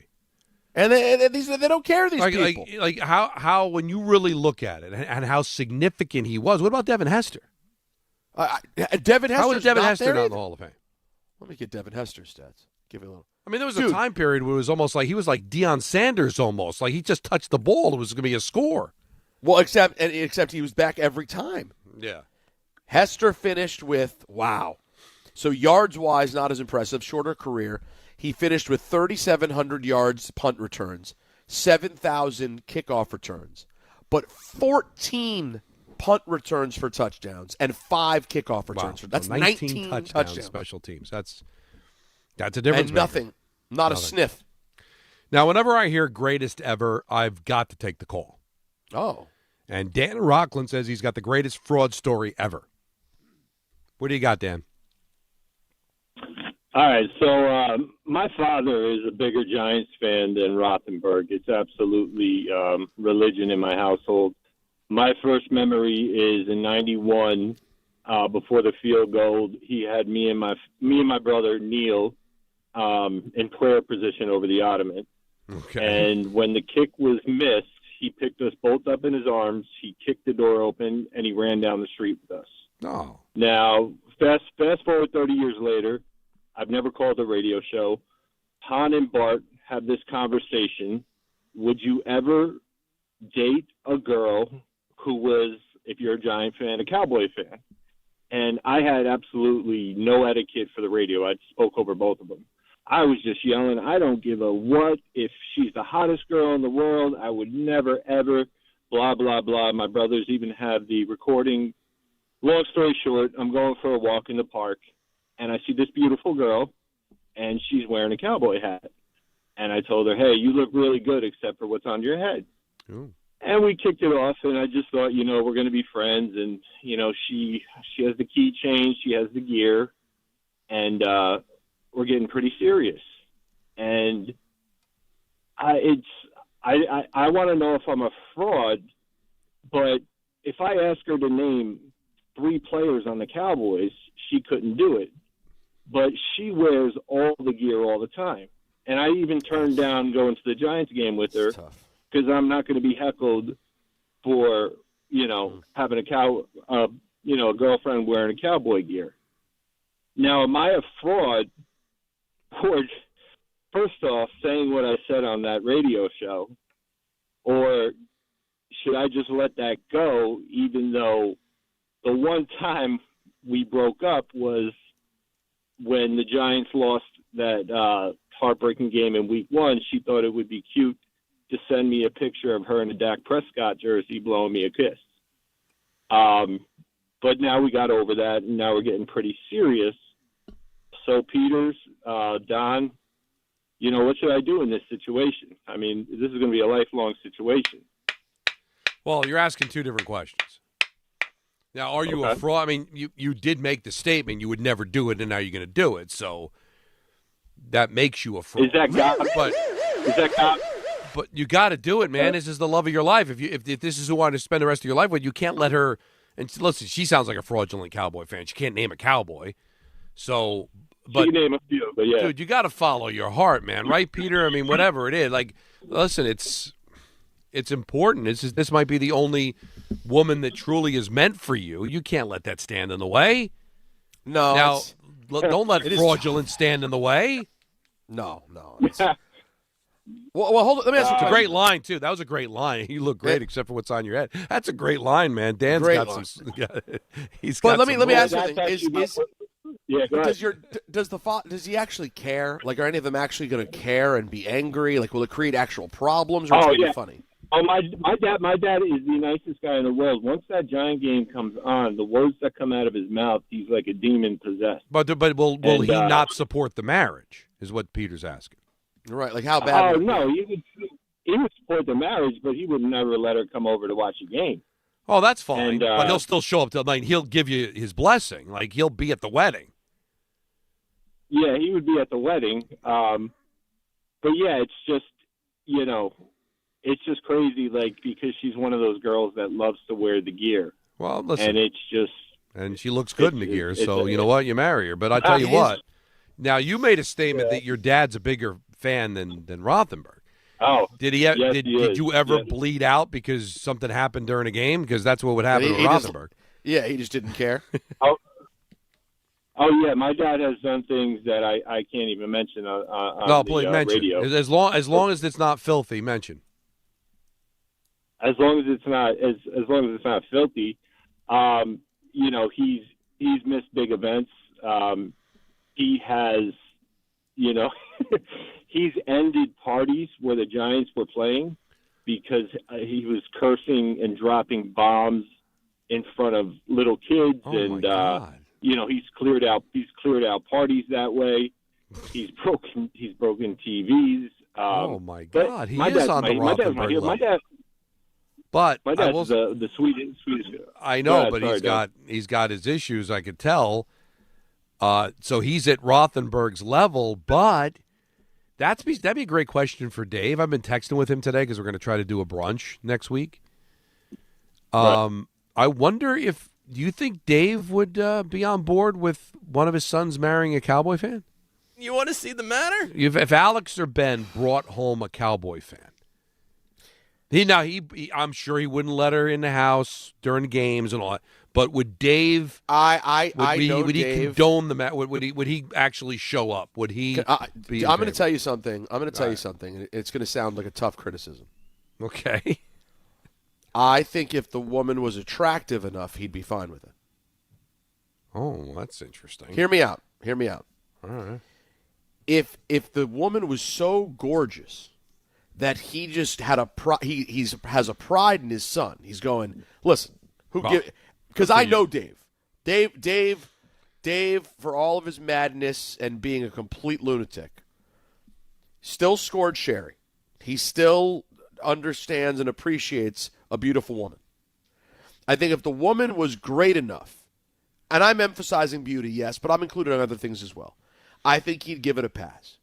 I think if he didn't think the woman was that special, physically or otherwise, I think he would legitimately use the cowboy thing to discourage the relationship. That's my thought. Interesting. How do you like that? The girl's great, if she's just absolutely great, he would make it a funny thing. He'd be silly. He might fight with her, and at some point they might get in real fights. But he'd be fine with it. Yeah, but I think if you're he thought right. the woman was kind of below the level, he'd say, "Get her out of here. I don't want." You know what? I would like to get Dave on, and since Alan's not on, I guess we could. Oh, because Alan, we know he does not take well. But I'll reach out to him to see if he can at least give me the answer on what he would say in text form. I've got a question for Peter coming up. We've got ENN at 6. It's Don, Hahn, and Rosenberg, ESPN New York. It's Chuck Devine with SnowCountry.com. Eggland's Best, the only eggs with more fresh and delicious taste plus superior nutrition. Eggland's Best, better taste, better nutrition, better eggs. We're ready to celebrate the 3-day President's Weekend in the Poconos with a stop at Camelback, our Gatorade Resort of the Week. With all 39 trails open and freshly groomed terrain, you can head up to Black Bear 6 for some easy mountain cruising down trails like Birches and Mark Anthony. Ready for a challenge? Try the Double Black Diamond Cliffhanger. And this Saturday night, starting at 8 o'clock at the Thirsty Camel Patio, it's Winterfest at Camelback for the whole family. Our Gatorade Resort of the Week. Hydration at all altitudes. Shawnee in the Poconos, Mountain Creek, New Jersey, Mount Peters, Southern New York, all at or near 100% skiing, riding, and tubing day and night. Whiteface in the Adirondacks and Killington in Vermont both got 1.5 feet of fresh snow since this time last week. You don't just ski or ride, you dominate. At Killington, we fuel your adventure. Be the beast. Ski and ride Killington. Hey, New York and New Jersey, commitment issues? No problem. Now you can get unlimited talk, text, and data for $25 a month forever, as in for life. Switch now at boostmobile.com. After 30 gigabytes, you may experience slower speeds. Pay $25 a month as long as you stay on the Boost Mobile Unlimited plan. More people trust their hearts to New York Presbyterian than any other hospital in New York. It's because New York Presbyterian has the most experienced cardiovascular doctors, treating a full range of heart conditions, from heart failure to valve repair, with the most advanced treatments. Find a doctor at nyp.org/heart. New York Presbyterian. New York Presbyterian Hospital, based on U.S. News & World Report 2025 to 2026 cardiology, heart, and vascular surgery rankings. At Uline, they know going the extra mile takes hard work. For companies pushing to go further, Uline will go the distance with you. 24/7, they answer the phone to get you the shipping and industrial supplies you need. Business can move fast. Unexpected large orders, adverse weather, new safety guidelines, and changing economic trends. Uline works hard keeping 41,000 items ready to ship, minimizing detours on your way to the extra mile. Visit uline.com. Whether you're building a single roof or a successful roofing business, roofing contractors like you need the right tools for the job, and software is no exception. Service Titan is on a mission to be the most powerful software platform for the trades, with purpose-built technology proven to maximize revenue, streamline operations, and deliver 5-star customer experiences. We are taking roofing companies like yours to the next level and beyond. Service Titan, we are built for this. See what we can do for roofers at servicetitan.com. Talk about stepping up! Bang! Bang! It's It's time to level up your game. Introducing the all-new ESPN app. All of ESPN, all in one place. Your home for the most live sports and the best championship moments. The electricity is palpable. Step up your game with no annual contract required. It's the ultimate fan experience. Level up for more on the ESPN app or at stream.espn.com. Sign up now. March the 20th of 2026, there's one place to be. And that place is Pickleball Heaven. Pickleball Heaven. It's a pickleball facility, massive facility, in Medford, New York. We're going to do the show there that day from 6 to 10. Then there's a tournament. And then after we win the tournament, Rick, we'll stay and watch some basketball with the people. Now, the worst part of all this is the name. Listen, I got to participate in Rickleball Madness. What do you want from me? You're a teammate of Rickleball. Yeah, right. You're part of the event. You're the co-headliner. If my name was Dave Pickleball, it would still be Rickleball Madness. I think that's accurate. I don't want this kind of pressure. I would prefer it be named after you. No, you don't. You want all the shine. No, I don't. Call whatever you want. Dave's Pickleball Extravaganza. Sorry, Dave. We're still calling it Rickleball Madness. And it's Friday, March 20th at Pickleball Heaven in Medford, New York. To sign up and register to play, go to the ESPN New York app and click on the Rickleball tile.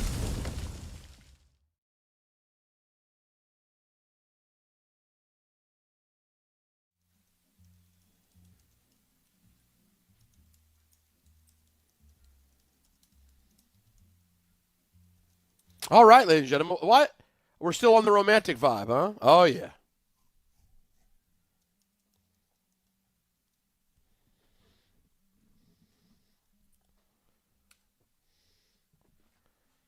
If you don't know, tomorrow is Valentine's Day. Yes. And Jacob is giving us the vibe tonight. Natalie and I are going out for our Valentine's dinner tonight. Tomorrow night we'll be with family in the D.C. area. That's the plan, at least. We've been trying that for a while, but weather and sickness keeps preventing it. But hopefully this time we will be having a family dinner tomorrow to celebrate my niece and nephew's birthday and a belated first birthday for Maya, who has not seen my parents in like a few months. So as a result, we're going to go do the celebration tonight. A little Valentine's Day. Good. Is the 13th side piece day, Jacob, or is it the 15th? Why are you asking me? Well, I get you. I mean, you thought maybe you take it how you want it. You know what I mean? I mean, usually it's the day after. I thought it's day after. Okay. Yeah. Usually it's the day after because everything is cheaper. Everything is half off at that point, so you get flowers and chocolate. So Sunday is supposed to be side piece day. Yeah. Got it. But if you remember in Goodfellas. Yeah. It was, Saturday was for the wives, but Friday night was for the girlfriends. That's right. So based on that, it would be the day before. It would be the day before then, if you go by the and interesting. And who knows better. Now, but we're going to do it tonight, so we're looking forward to it. Now, I don't know if you saw the Mets and Yankees projected win totals. Did you see this? I heard you mention it. I didn't see it. Okay, you didn't see it. Okay. Well, in a recent ESPN article, they projected the Mets and the Yankees win total. All right, the first question is, which team do you think is projected to win more games? Mets or Yankees? Well, you asking it makes you think that it would be a surprising answer, but I'll just go with what my intuition would be if I'm not looking at, reading your mind, and I would say the Yankees. Okay. Well, the Yankees, according to this article, are projected to win 89.4, so slightly over 89. So let's say between 89 and 90 wins, which would be tied for sixth most in Major League Baseball, and would give all right. I'll save that one for last. The Mets 91.2, which would be tied for second most in baseball. With the Braves, obviously the Dodgers would have the highest total. Wow. Now, the other thing is that they give, and if you're wondering, last year the Mets were 89.1. They obviously fell short of that with just 83 wins. The Yankees, they were 89.5, so basically the same, and they exceeded that. They ended up winning 93 games. According to this, the Mets have a 77.9% chance of making the playoffs. Last year, they had a chance of 68.8. The Yankees' chance of making the playoffs are 89.5, so slightly higher, and certainly higher than last year's 69.8. Obviously, that has a lot to do with the fact that they think that the Yankees are in a tougher division. Obviously, the Blue Jays are the defending American League champions. You got the Orioles that certainly got better this year. Many people love this Red Sox rotation. I was a little surprised that they've got the Mets projected to have, the second most wins in baseball, tied with the Braves. So where are the Phillies in all this too? So it's all just whatever. But it sounds like some of the experts are looking at these two teams with very high percentiles of being in the postseason this year.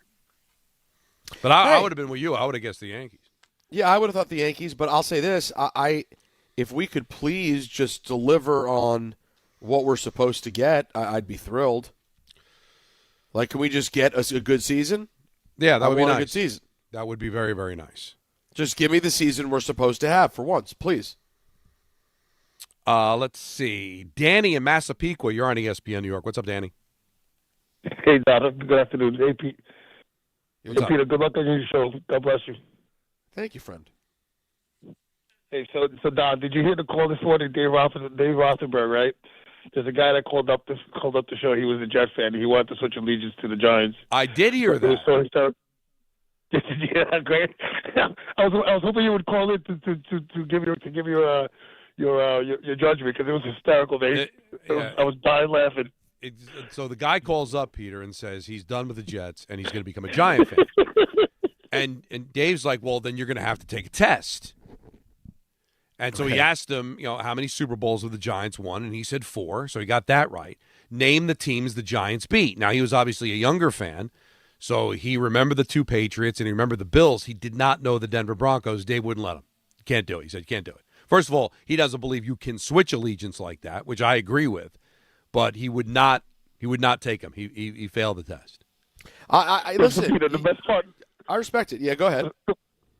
That's what I was saying. The best part is Dave was totally trolling because DPH was in the background saying, "Don't do it to him, don't do it to him," because he wasn't going to let him in anyway. It was hysterical. He tortured him because he wasn't going to let him in, even if he got it right. He would have kept asking questions, Danny, until he got one wrong, and then wouldn't let him in. I really love the way that Dave handled that.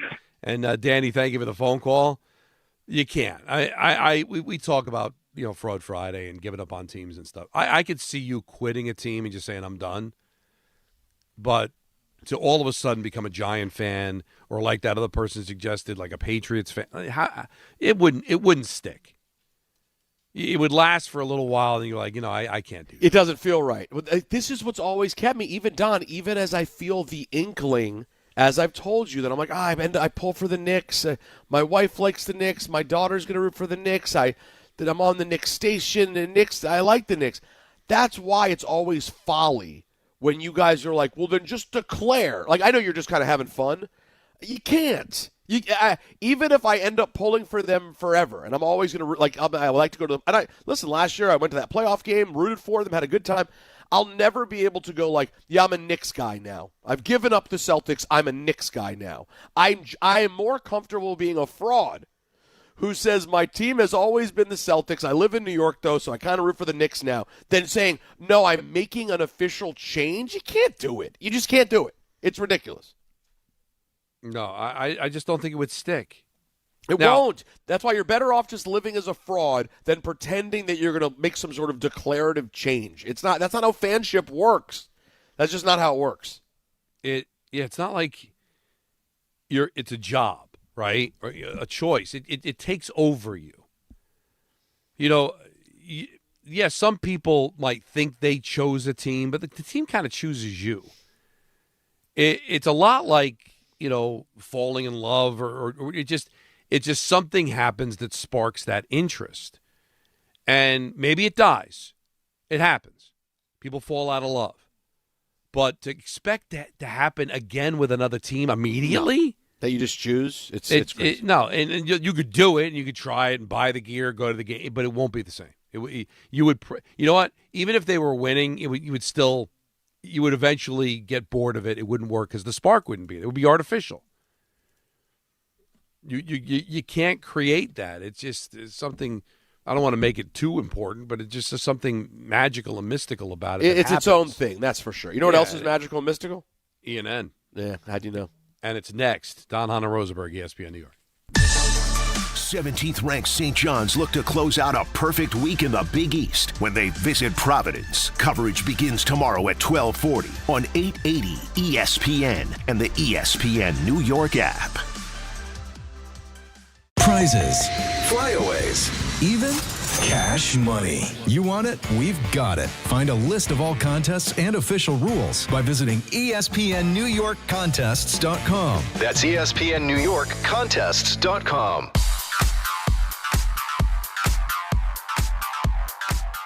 Now let's take a look at the traffic with Brandy Scott. Thanks a million, guys. I hope you have a great rest of the night and a fantastic weekend. We've got lots of issues out there on the roads. Adding to the delays, it's a long holiday weekend for some people. FDR southbound still at a standstill heading into the 90s. Box truck stuck on the roadway and got stuck underneath Gracie Mansion. Now only one lane is squeezing by. You're jammed there and backed up onto the Harlem River Drive.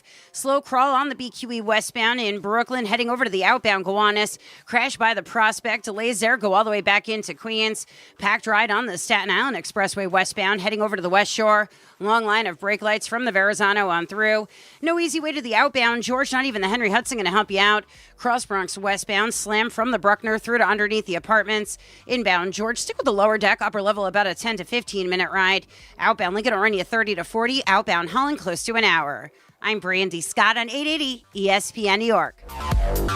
This February at Jake's 58 Casino Hotel, love is in the air with our $100,000 Roll into Romance drawing. Be here on Fridays in February from 3 to 7 p.m. when each hour one lucky guest is drawn to roll the dice for a shot at winning up to $5,000. Earn entry starting at 2 p.m. Club members can earn up to 5 times entry multipliers at Jake's 58 Casino Hotel. If gambling is a problem for you or someone you care about, please call the 24-hour toll-free helpline at 1-877-8-HOPE-NY or text HOPE-NY. Hey, it's Michael K. I love when I get to talk about PC Richard & Son. This has been my go-to store for years now. They're local, they're family-owned, and they truly care about their customers. And you know, I love to support our local businesses. Always have, and you should too. During their President's Day sale, save big on appliances from all the top brands, up to 40% off. In fact, the more you buy, the more you save, with up to $1,000 in additional savings on qualifying appliances. So do what I do and get to PC Richard & Son today. Free delivery excludes Manhattan. At City Harvest, we believe no New Yorker has to go hungry. With your help, we're on the road 365 days a year, rescuing over 77 million pounds of nutritious food and delivering it free to millions of New Yorkers, transforming surplus food into sustenance, sustainability, and smiles, rallying thousands of New Yorkers to power a network of nourishment across our city. One day, one meal, and one New Yorker at a time. That's how we feed good. Donate at cityharvest.org. This is the story of the one. As the purchasing manager at a manufacturing plant, she knows the only thing more important than having the right safety gear is having it there when you need it. That's why she partners with Grainger for auto reordering, so her team members can count on her to have cut-resistant gloves on hand, and each shift can run safely and efficiently. Call 1-800-GRAINGER, click Grainger.com, or just stop by. Grainger, for the ones who get it done. I'm Boomer Esiason. My mom died from cancer. She was only 37 years old. She didn't have life insurance, and that was devastating for my family. That's why having life insurance is so important to me. Ethos makes it fast and easy. Get a quote in seconds, apply in minutes, and get same-day coverage. You can get up to $3 million in coverage with no medical exam. Get your free quote at ethos.com/play. That's ethos.com/play. Paid spokesperson. Time spent on application may vary. Online health questions required. Hey, this is Jalen Brunson. Jalen Brunson for 3. And this is your home for New York Knicks basketball. This is 880 ESPN. WHSQ and WCBS-FM HD2, New York. This is an ENN Special Report. Now reporting. The very handsome Jewish man, Peter Rosenberg. We should talk some sports. Do what you want. It's ENN.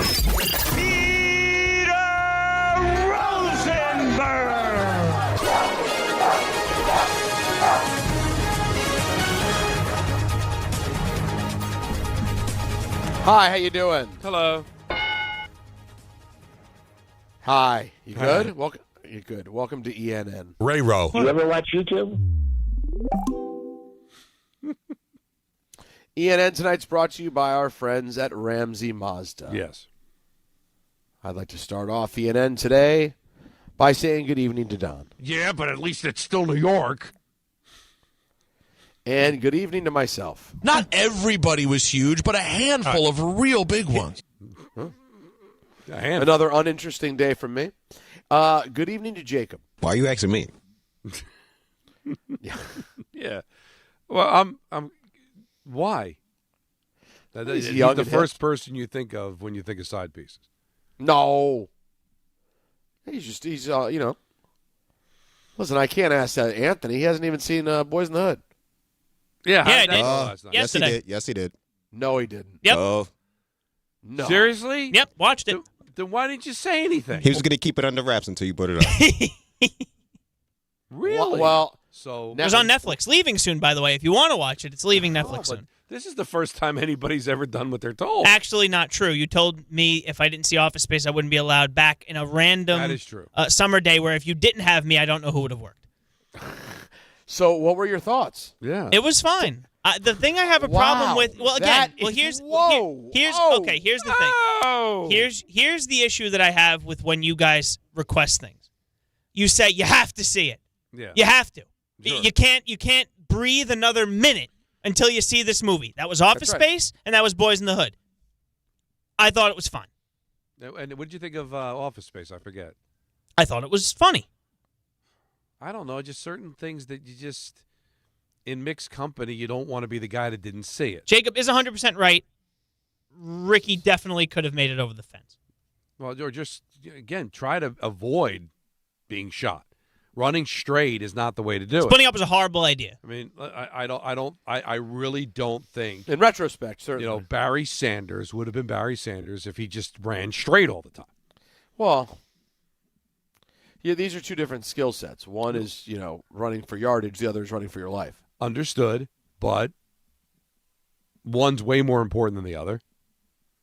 And I think there needs to be more of an effort. But it was in the script. Run straight. But its relevance, I mean, that was before you were born that movie came out, and the director's no longer with us, believe it or not. But I know, can you believe? You know what, though? I just, I don't know, Don, is it like I had to be there? Like, I'm just surprised he said fine. Here's the thing. Like, fine? Here's where I think there's the disconnect. I don't think it's the greatest movie ever made. I don't think it's exceptionally well made or acted. It's very well acted. It's very well made, but it's not like The Godfather. But I just think its social relevance is something that you just need to see. But maybe it was just, hey, we got to see it when it was a thing, and it's certainly not a thing anymore. The movie's over 30 years old. If it's a day. But it's enjoyable, and I think a lot of what goes on in that movie is still very relevant today. And you could consider the career arcs of almost like at least 3 people in it. Pretty significant. It's a movie you need to see. Anthony, you weren't emotionally affected? No, not really. Really? Well, I've watched Terrifier. There's not many death scenes that are really going to... No. Well, you're missing the difference between emotion and gore. This isn't this is troubling. Wait a minute. Did you really think you were going to be impressed that I saw it? No, but I'm starting to worry about you. I'm impressed, and I'm worried about you. Right, it's both. Can it be both? I mean, sure, I think so. It makes a better story. The mom comes out, and everything's okay, and then sees her dead son on the couch. Yep, not great. Not great for her. Not a great day. His child, her grandchild, crying. Then later on, sitting in the couch, still drenched in his blood, holding the baby, and she's opening the SAT scores to find out now he passed, he's going to get into college, his dream is met, only to have it dashed away. How do you not feel something? You didn't feel anything? When they said all you need was a 700, and you guys already told me that he died, I said, well, he's going to have over 700. and he's not going to go to college But because it's he's going to not be dead. so much the surprise. It's just the emotions of that moment. Like, I've seen it a dozen times. If it's on now, I'm going to still feel something. I know what's coming. You're dead inside. I mean, Anthony is dead inside. You hear how he kills his team every year? Yeah. Are you surprised? I thought it was. I thought. You thought it was performative, didn't you? No, I knew that there was the potential he could be dead. Right. But now we flatline. He's not responding. We paddled him. He's gone. No, and I'm too close to him to not be affected by it. You mean? Is there a level of fear? No, it's sadness to be that close to someone who's dead inside like that. We joke about it, but now this is official. This has happened. I didn't listen. It wasn't moving. I've seen plenty of moving movies. That one. But the first thing that jumped out at you was like a gory film. Like you said, I've seen Terrifier. I didn't think he had a fear of. It wasn't like his death was, was going to win an Academy Award for makeup. Like it just. What's a movie that you definitively felt emotionally? Oh, Marley and Me when the dog dies. That's terrible. That's also very telling. Did you see a Brian song? No, I don't think I have. I still haven't seen Brian. I've heard that's very sad. No, I haven't. Did you watch The MASH when Henry Blake died? No, I have not seen that one. These are all things that I will still weep when I see, Peter. I understand. But not Mr. Blackheart.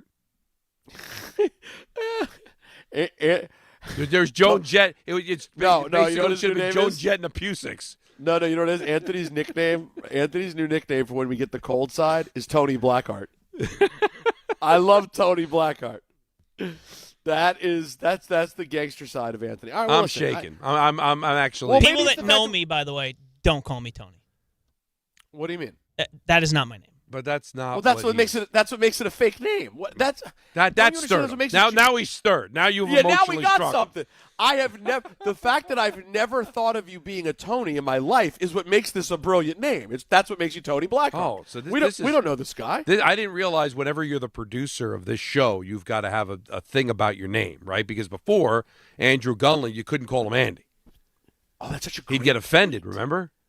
So, Anthony, do you hate if someone calls you Tony? Do you hate it? Well, if somebody asks, "Do you go by Tony?" my answer is no. But what if they did anyone out there as like a nickname, high school, like as a goof? Anyone ever call you Tony? Yeah, and it was kind of annoying. See, there you go. So it is like Andy. Well, It's so Andy if I said Tone, can you send me to Reed's again? Who is that? Who is Tone? I would say no. I don't know who that is. No. Listen. So we'll save it for special occasions. It's like Tomas Glavine. When Anthony is being dead inside, we call him Tony Blackheart. So all the time. You know what I mean? So basically most days, but not every day. Well, you know what else also, Don? It's probably not easy when you're watching a movie with the sole point being, I want to shut these idiots at my job. That's the one, Peter. That's the one. I don't know if that makes it the best movie viewing. It does not. If you said, God, Anthony, you should really see this movie. Okay. And then it By came the way, on TV. Damian Woody is going to be disappointed in the movie. No, you're not wrong. It's been 3 months, and Napoleon Dynamite's funny. I told you. It ain't that funny. He's not going to be good. I did not love Forrest Gump because I didn't see it till it hit video. And by then, it was like 6 months of the greatest movie you're ever going to see. Now, I learned to love it, but when I first saw it, I was a little disappointed because the talk-up was just immense. And I was like, all right. You're giving me homework. I better be blown away. But here's the problem. I hear you. I don't think we ever talked up Boyz in the Hood other than just surprised you hadn't the seen day it. after I didn't see it, you said, how did you not see it? Right, but I don't think we... I think you then said, Don, I think you said, if you don't watch it, it's over or something. Pretty much. That's Don. That's one. If he requests a movie, there's one way to go: quit or watch the movie. Because I just think that from a social standpoint, you don't want to be left out. No, and there's just too many conversations around those movies. I had never. Like The Godfather, you're a moron if you haven't seen it. If I'm around you and Dan, it was hard to have a conversation about Office Spaces. Right, There's because never been a it's so conversation quotable. in this station. I've been here now for 8 years. where a Boys in the Hood reference came up and said, Jacob, where did that come from? I have no idea. You either don't know, don't show, or don't care about the hood. Yeah, exactly. And that's come up a few times. And just my Office Spaces. I love that he called it Office Spaces. By the way, who did? Oh, he's being pluralizing. No, I think he meant it. Hey, listen, he's his own bird. Is that the name? Is it not Spaces? No, it's Office It's Space. Space. I'm sorry. Oh boy, I'm sorry. But now, did you force your girlfriend to watch Boys in the Hood as well? No, she's seen it. She goes, "Why are they making you watch that?" I said, "I don't know, but I guess I have to watch it." Does she like it? She says it's fine. She has kind of the same opinion that I did. Yeah, maybe. Although, how old are you, Anthony? 32. How old are you, Jacob? 33. And you love the movie. Not love, but I've seen it a decent amount of times growing up. You don't love it? How dare you? I don't know if I go as far as I love it, but it's just one of those movies that just surprised that you haven't seen it. I think it's more of a staple of kind of like in that time in like early 90s about, between that Menace Society, they kind of all were like all-encompassing movies that kind of were the same that predicted life in LA, especially with gang culture. So I mean it was something at one point I was interested in because I was heavy like LA influence, like artists, like movies, things like that. So you had to see it. Yeah. Listen, this is an important day. Well, but we've covered all it. that aside, who cares? Go ahead. He was unmoved. Well, that's the scary part. You can think the movie's terrible. It's all in the eye of the beholder. I get it. You're going to be like, this is worthless. But to feel nothing. I mean, I think, too, like, I was telling Anthony, like, you guys really don't know him. Because if it was like a horror movie or something that he absolutely loved, he would run out the door to go see it. He's probably seen the most obscure horror movies that he names. But this is, like, not right up his alley or, like, something he should see often. That's the thing, though. We're looking for the human side. We're trying to. Well, that's not there. You know now. It's not. It doesn't exist. Yeah, that's the thing. We knew he likes to see the blood and the guts, the gore. I enjoy a horror film as well, but every once in a while, you want to sit down and be touched by the human experience, the shared experience. That's the troubling part. Speaking of troubling, the NBA on Thursday night. Go ahead. I was just going to say. What, Peter? I don't know if I brought this up to him. Maybe it was off the air. And I have never seen it, but I stumbled upon it on the Terrifier 6. He's seen it. No, 4's coming out. No, this year. What is it? It's Cannibal Holocaust. Anyway, it's a movie from like the sounds 70s like one of your favorite bands. Where the director and the people that wrote it actually were charged with murder because they saw it and thought there's no way these people didn't actually die, and luckily they were able to show how they did it all. So I think he would like that. Because it sounds like that's not a real alley. thing. That's a real thing. No, that's a real thing. They were charged. Because they're like, there's no way these people didn't actually die in the movie. Like, that's how well they did it. That is, the idea of this is the funniest sketch I've ever heard of. Like, how dumb the prosecutors would be here. Oh, like, they were, it wasn't in this country. Not to say that people outside of this country are. Yeah, I was about to say, I would expect it would be in this country. But, I mean, it's like Wes Craven just goes over and over again, has to keep going to court because people are insisting it's murder. The NBA on Thursday night fined the Utah Jazz $500,000 and the Pacers $100,000, with the league saying both teams sat healthy players in recent games in moves that compromise the integrity of the league, and that sort of action will not be tolerated. Quote, overt behavior like this that prioritizes draft position over winning undermines the foundation of NBA competition, and we will respond accordingly to any further actions that compromise the integrity of our games. All right, so obviously they know the Jazz did it for a better pick. So why not just take the pick away? Like, what's $500,000 to a billionaire owner? You think that's going to stop them from doing it? Well, I wonder if it would come with the caveat of if it happens again. Well, I hope. Does it? You know, I guess the reason they won't take the pick away is that there would probably be a lawsuit. You got to prove these guys weren't really hurt. Where the $500,000, I just paid a tick and get out. But if you really wanted to stop it, hey, I think you're messing with. We're taking a pick away.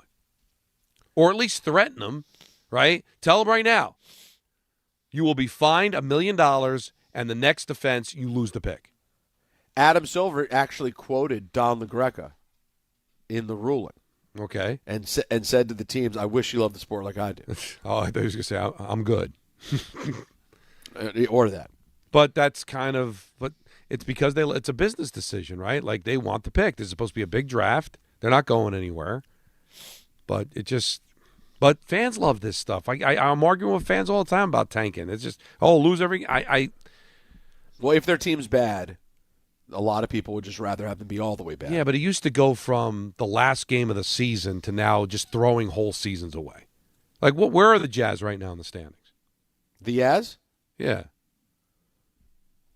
They're not, let's see here. I would say they're not dead last. I'd say they're not doing great. They are currently sitting at 18-38. They are third to last in the West. And how many games out of the play-in? 9. Yeah, so they're out of it. 9 out of the play-in is like, like 30 in dog years. But let me ask you this. Go ahead.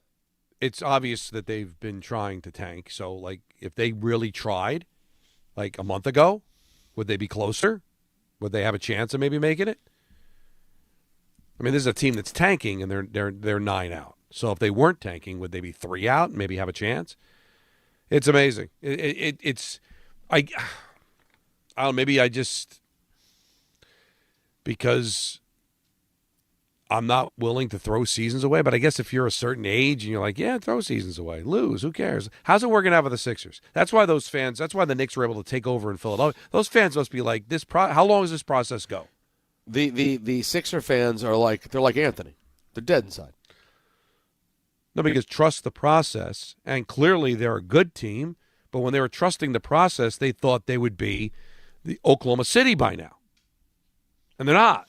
Well, they should have been. They're not even one of the top 4-5 teams in the conference. One of the guys they tanked for can't stay healthy.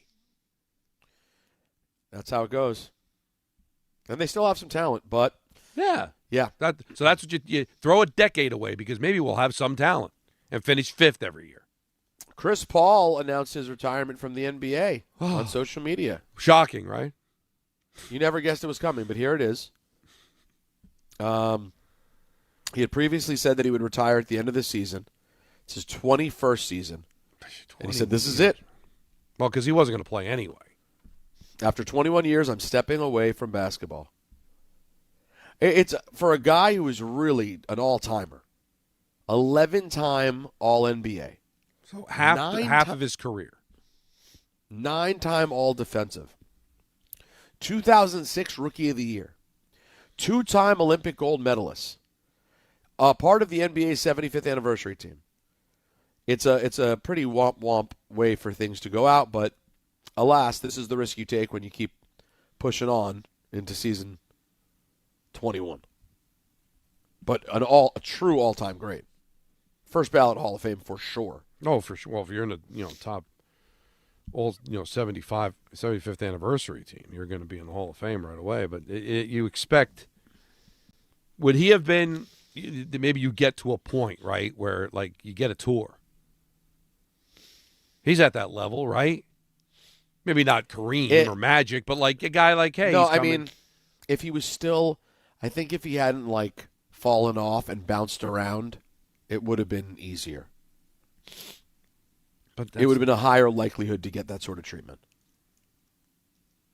That like he's let's see. I mean, he ends up ending it with Toronto, which is crazy. Yeah, right. Even though he's not really on the team. New Orleans, L.A., Houston, OKC, Phoenix, Golden State, San Antonio, and the Clippers. So how many is that? A lot. 1, 2, 3, 4, 5, 6, 7, 8. Wow, 8 for a Hall of Famer. My guy's always Paul Coffey. I think Coffey played for 9 teams. Like, it's so rare to see a player of that significance, Hall of Fame player, play for that many teams. Maybe 2 or 3 because they want to hang on, maybe bounce around a little bit at the end of their career. That's a lot of teams for a surefire Hall of Famer. Yeah, it's unusual. But I guess that's the cap, right? That's what happens is you outlive your usefulness salary-wise and you start bouncing around. Because a lot of those things weren't we need him. We more need his contract. It's expiring. We're going to acquire him just to lose him and get cap space. Like, you just become a commodity at that point. He is also in the conversation among the absolute greatest point guards who ever lived. Well, who else was in there? How can he not be? It's a pretty Stockton. It's a short list. Yeah. Well, Stockton for sure. That's probably right? There aren't a lot of people you're guaranteeing putting ahead of him. Isaiah Thomas. Right there. It's at that level. Bob Cousy could play. Who would you take, him or Kidd? I'm taking Jason Kidd. It's a tough one, right? I just think Kidd has the size, and granted, Chris Paul did drag a lot of teams that he went to or elevated them beyond what they were the year before. But to me, Jason Kidd probably has done so much for the court. Everybody else on that New Jersey Nets team, nobody really knows, but they know because Jason Kidd was throwing them the ball. Well, yeah, that's a really good question though. But those are the people. Think of the guys we're mentioning. These aren't nobodies. Oh no, he's that good. Yeah, it's an iconic career. Maybe we'll do a little bit more on this after the break. Sure. The NFL report cards are no more. Okay. The NFL won its grievance in a shocking case where the rich and powerful ended up being the side that wins. The NFL won its grievance against the Players Association, essentially banning the union from conducting and publishing future player report cards. I've got a memo was distributed. Yeah, it's pretty interesting. An arbitrator found that the report cards violated the CBA by disparaging NFL clubs and individuals. So, really interesting that this is because I know people might write this off and think that it's silly, but it was one of the things that gave the players, Don, a modicum of power to be able to, hold places accountable. Yeah, and there's one in particular that I think it's tease-worthy. I'll definitely talk about it coming out of the break. Well, that'll do it then for right. ENN. Oh, my gosh, I'm so sorry. Thank you, Anthony. I'm really so sorry. Well, let me wrap up ENN anyway, and then I'll hit with my on this day. It's brought to you by Ramsey Mazda. Get more for your money at Ramsey Mazda, like a new 2026 Mazda CX-50 or Mazda CX-90. Choose wisely. Choose Ramsey Mazda. And listen, it's not that Anthony's not interested in anything from the past. It's that you have to pick things that are potentially in his wheelhouse. He didn't care about the movie Boyz n the Hood, but I sent him an On This Day from 32 years ago. And it was a war between John Chaney and John Calipari. You remember this, Don? Oh, yeah. Let's go back. You see your kids out there pushing and shoving. The guys did a hell of a job. You had the best officiating you could ever get here. And for you to ride them, I want to be a part of that. I just got my ass blasted for giving them hell down in West Virginia. And here you get a hell of a job right here today. Good job. 3 class guys. And you pick them out here and single them out. You can't get that. You got to nerve to threaten the guys. Shut up, guys. You got to nerve to threaten the guys. I'm killing you. You remember that. When I see you, I'm going to kick your ass. Kick your ass. Some things never cease to amaze me. How do you forget that? A fight in the press room? A fight in the press room with Chaney storming up to the podium and yelling, "I'll kill you, I'll kick your ass," and then being held back. That's called the good old days of college basketball, folks. When men were men. That's when men were men. Yeah. That'll do it for ENN. Right, that was good. On the other side, I want to hear, Don, your thoughts on the end of the NFL report card, though. And also, last call crew for the week. It's Don, Hahn, and Rosenberg. Take you up until 7 o'clock here on ESPN New York. 17th ranked St. John's look to close out a perfect week in the Big East when they visit Providence. Coverage begins tomorrow at 12:40 on 880 ESPN and the ESPN New York app. Do you have trouble getting in and out of the bathtub? Are you afraid you'll slip and fall entering or exiting a tub? Safe Step walk-in tubs can transform your bathtub from an area of concern to a calming refuge. Call them today at 1-800-731-4558 and save $1,600. Safe Step walk-in tubs and showers are proudly made in Tennessee and offer an ultra-low step-in, avoiding that difficult climb over a traditional bathtub wall. They also offer a variety of therapeutic benefits that may help soothe your aching muscles and joints, increasing your mobility, boosting your energy, and improving your sleep. Safe Step walk-in tubs are designed to easily fit your existing tub space and are often installed in as little as 1 day. Just dial 1-800-731-4558 today to save $1,600 and receive a free shower package. That's 1-800-731-4558 for a free no-obligation consultation and to save $1,600. Safe Step walk-in tubs. Safety never felt so good. Ox Spine at New York Presbyterian is always in pursuit of a better way to heal the spine. We're getting more people moving again with minimally invasive, non-surgical, and surgical treatments with innovative solutions for every back and spine condition and your unique needs. Expert spine care is available now across New York City and Westchester. Find a doctor at nyp.org/oxspine. Stay amazing. New York Presbyterian. Hey, New York and New Jersey, Boost Mobile has an unlimited talk, text, and data plan that's only $25 a month forever, meaning you'll only ever pay $25 a month for the rest of your life. Who wouldn't want unlimited wireless when it only costs $25 a month forever? If you don't, you must be one of those people who enjoy overpaying for their phone plan. $25 a month forever is truly as good as it gets, so go online and switch now at boostmobile.com. After 30 gigabytes, customers may experience slower speeds. Customers will pay $25 a month as long as they remain active on the Boost Mobile Unlimited plan. Guys, quick PSA, forgetting Valentine's Day flowers is not the move. Trust me, this is why I go to the Bouqs company every time. Bouqs delivers modern bouquets fresh to her door. Plus, with my code Canty, you get 25% off. Bouqs flowers are cut fresh from the best farms in the world, so you get bigger, brighter blooms that last way longer. They've got incredible flowers, even roses grown on the side of a volcano. And the best part? Bouqs makes it easy. Pick the bouquet, the delivery date, and you're done. No last-minute panic. That's why Bouqs has over 50,000 five-star reviews. And listen, even if she says, don't get me anything, that doesn't mean no flowers. Flowers still score every time.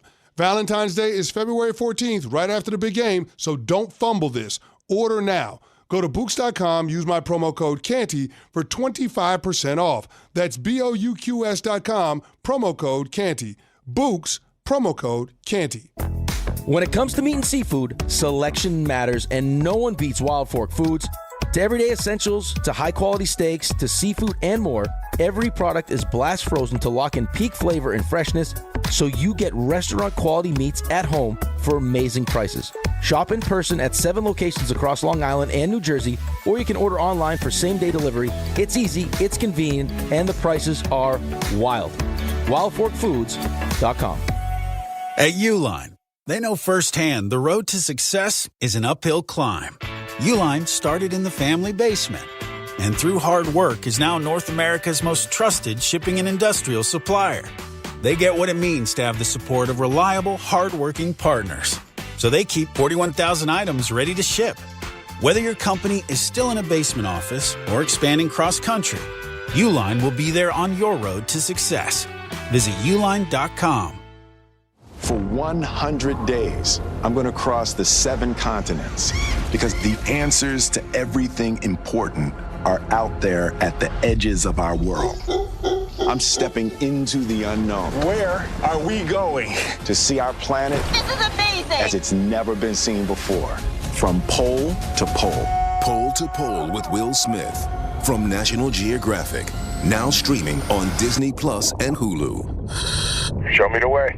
Hey, it's Rich Eisen for Pella Windows and Doors. Sometimes teams take a time out to regroup and call the right play. When it comes to your home, Pella Windows and Doors always has the winning game plan. They do it every day, and that's why your neighbors trust them. Visit Pella.com/Eisen today. Right now, Pella Windows and Doors of New Jersey is offering 25% off windows and doors and 0% APR for 24 months. Some restrictions may apply. See store for details. Offer ends February 28th, 2026.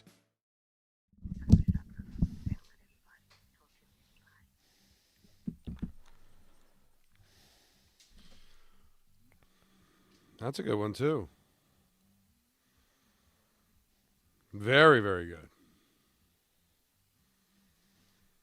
Verity sent over some Jalen Brunson All-Star shirts and hoodies for us, Peter, so we got that to look forward to. That was very nice. I appreciated that. It was very nice. They didn't have to do that, so I thought that was pretty cool. So I'm looking forward to seeing all that when we get back into the studios on Tuesday. Jake Aspin and Ty Butler will be filling in for us on Monday for President's Day. Trying to take a nice 3-day weekend here in the middle of February and then get back to work on Tuesday. Also, Dave got back to me. We didn't get a chance this to do is that big. during ENN. So I reached out to Dave, and I asked him, would you let Alex or Ben marry a Cowboy fan? And his response was, I would not want that and would do everything in my power to avoid it. Now, when he says doesn't that avoid mean he means try to convince otherwise? But doesn't this even speak to how right I am? Yeah. Like, if the girl was great, he's going to power through. If the girl is not great, it's going to, or on the fence, or just on the line. Like, sometimes someone you love is dating someone, and the second they walk in the door, you're like, you got to marry this person. Sometimes they come in and you're like, you absolutely cannot marry this person. Right. Sometimes, though, it's the middle. You go, I'm not quite sure. I think I need to get to know them better. Right. And over time, they may win you over or not. In this case, though, if it was in the middle even, Don, it's going to push Dave the other way. Right, because you're going to have a lot to overcome. You're at a huge disadvantage if you're a Cowboy fan trying to marry Alex or Ben Rosenberg. Now, to honor the T's, please. I've said many times, how does the NFL not step in with Woody Johnson? He's doing damage to a New York franchise by not knowing what he was doing. So if he had gotten into anything illegal, they take the franchise away from him. Why isn't it enough to be a bad owner to have it taken away? Well, this is evidence why that would never happen. Because what the union was trying to do is trying to point out the owners that are good and the owners that are bad. And instead of the NFL using that information, they decided to squash it, and make sure it can never happen again. So there's an example of Roger Goodell protecting Woody Johnson. Instead of using this as a way to get rid of Woody, they protected Woody. So as they would protect any of the other 31 owners, unless you just couldn't protect it. Being a bad owner is not an egregious enough sin to lose your franchise. And there's an example of that. Because the Jets did not look good in those grades. And now you'll never see those grades again. And now you'll never see. And my concern is, how I've many times said, the biggest problem Jets fans have is that while Woody is a terrible owner, and I don't know if he's the best guy in the world, he's not an all-out terrible guy either, which means they won't be able to ever get him out. Right. You're just going to be stuck with him, right?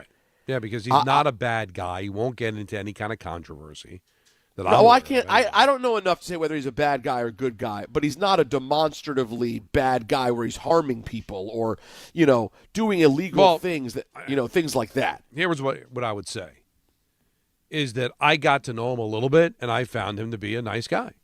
Now, that doesn't mean he is a nice guy. I'm just saying that, I can only judge what I know, and what I know is he seems like he's a pretty good guy. He's a decent man. Spending money and and I've never heard anything untoward about him. Maybe there have been things. Nobody's perfect. But it's one of those rare occasions, Peter, we're talking about a public figure that I know a little bit.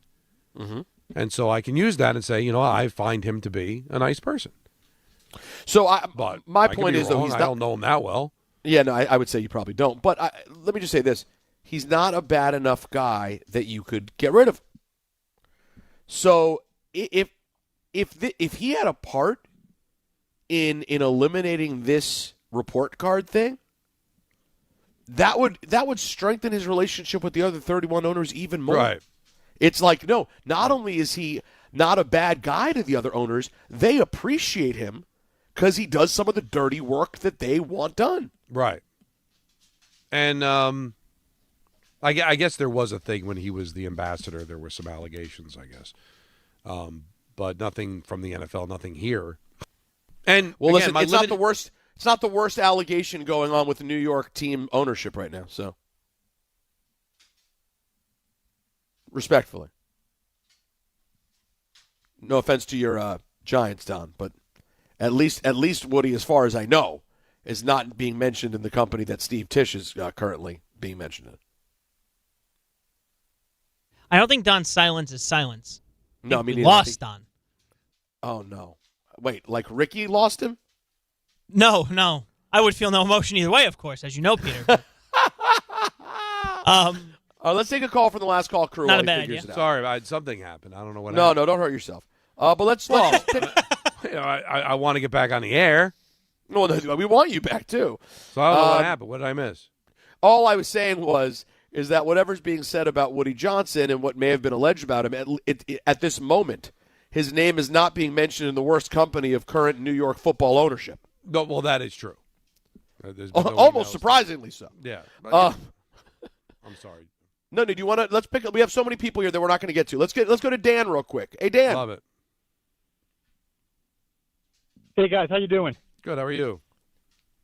Good. So it's Friday, last call crew. So I know it's been a few days. I just wanted to go back to the rock and roll list from the other day. Please. I was really happy to hear that Alan had Johnny Be Good on his list. My grandfather was in attendance the first time that song was ever played. Wow. It was at his high school dance. This guy got up on the stage. All right. Started You know playing what? the guitar. Okay. His cousin Marvin, Chuck Berry's cousin. All right. Marvin Was it the Enchantment Under the Sea dance?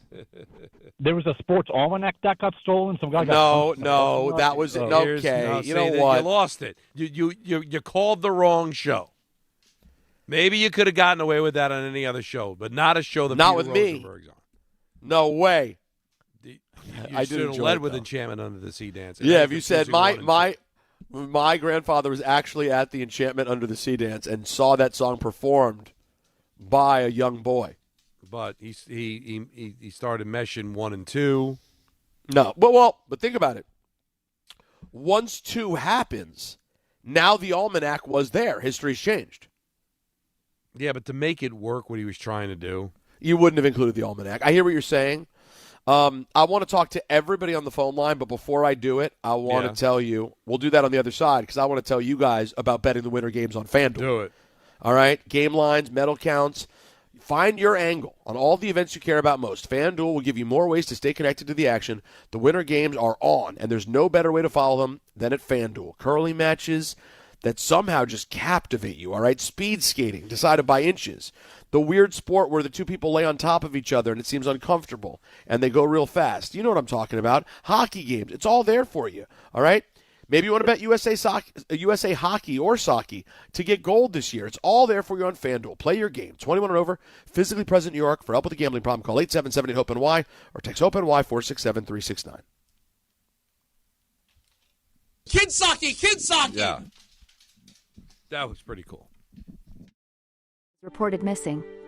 That's 2,000 children every single day. It's a heart-wrenching reality that we can no longer ignore. Find the Children is a non-profit organization dedicated to helping find missing kids. You can be a part of their mission by donating your unwanted vehicle, running or not. Call 1-800-294-0222. We guarantee that you will receive the maximum tax deduction. We provide fast, free pickup with 24-hour response. Call 1-800-294-0222. Find the Children provides crucial resources to help find missing children and educational materials to teach kids how to recognize and avoid predators. Our recovery programs have a proven track record of reuniting kids with their families. It's time to act. Donate your unwanted or unused car. Help us build a world where every child is safe. Pick up the phone and call 1-800-294-0222. Together, we can bring these kids home safely. This advertisement was paid for in partnership with Cars R Us and Find the Children. So, should we split the bill? But math is the worst. Not all math, because with New York Lottery's extra multiplier scratch-off games, you can multiply your winnings up to 200 times. Wait, multiply my winnings? Yeah, you take your winnings, then multiply those winnings up to 200 times. So all of my winnings times 200? Yeah, that. Oh. I've always said math's the best. Play for chances to multiply your winnings 30, 50, up to 200 times. Prizes up to $5 million. Please play responsibly. Must be 18 plus. Gambling problem? Call 1-877-8-HOPE-NY or text HOPE-NY. Finding great candidates to hire can be like, well, trying to find a needle in a haystack. Sure, you can post your job to some job board, but then all you can do is hope the right person comes along, which is why you should try ZipRecruiter for free at ZipRecruiter.com/ESPN.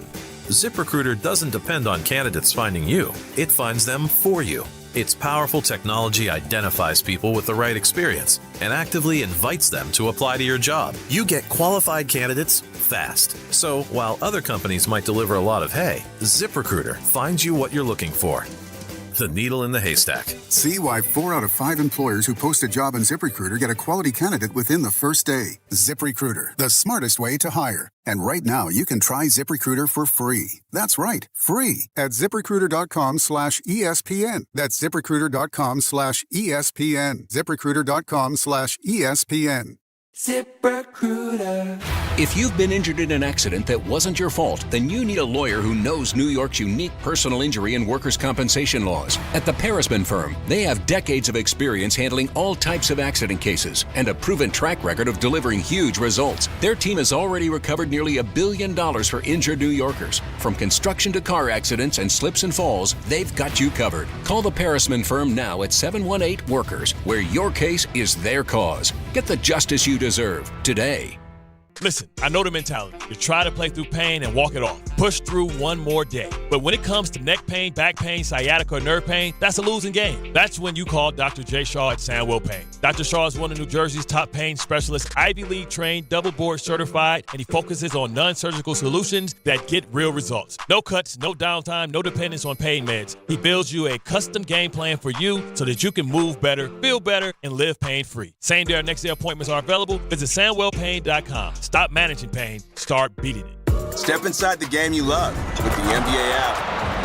Tap to watch every game as it's happening. Jalen Brunson does it again! And never miss a moment of the jaw-dropping action. Get closer to the players than anywhere else. Follow the latest schedules, scores, and stats. Keep up with every story from across the league. And with NBA ID, it's all personalized to you. The game lives here. Download today. With Progressive Customer Service, there are lots of ways to connect with us, so you never have to miss a second of your favorite sport. Because you'd much rather watch a ball go through a net 124 times in 48 minutes when you don't really have to pay attention until the last 2, and then somehow those 2 minutes will take an hour. You don't want to miss all that. Luckily, you can chat with Progressive on our app, online, or over the phone without missing a single one of those times the ball goes through the metal circle. Progressive Casualty Insurance Company, affiliates, and other insurers. Not available in all states or situations. Access to education changes lives. That's why National University provides flexible online and hybrid programs from associate to doctorate degrees. Since 1971, NU was built to serve non-traditional working and military learners nationwide. NU understands the demands of work, family, and service. Each year, more than 130,000 learners trust National University to move forward. Visit nu.edu to learn more. There you go. Beth from Kiss. Talking about a departure. Huge song for Kiss. Beth, I hear you calling, but I can't come home right now. Peter Criss getting a chance to shine as the drummer of Kiss.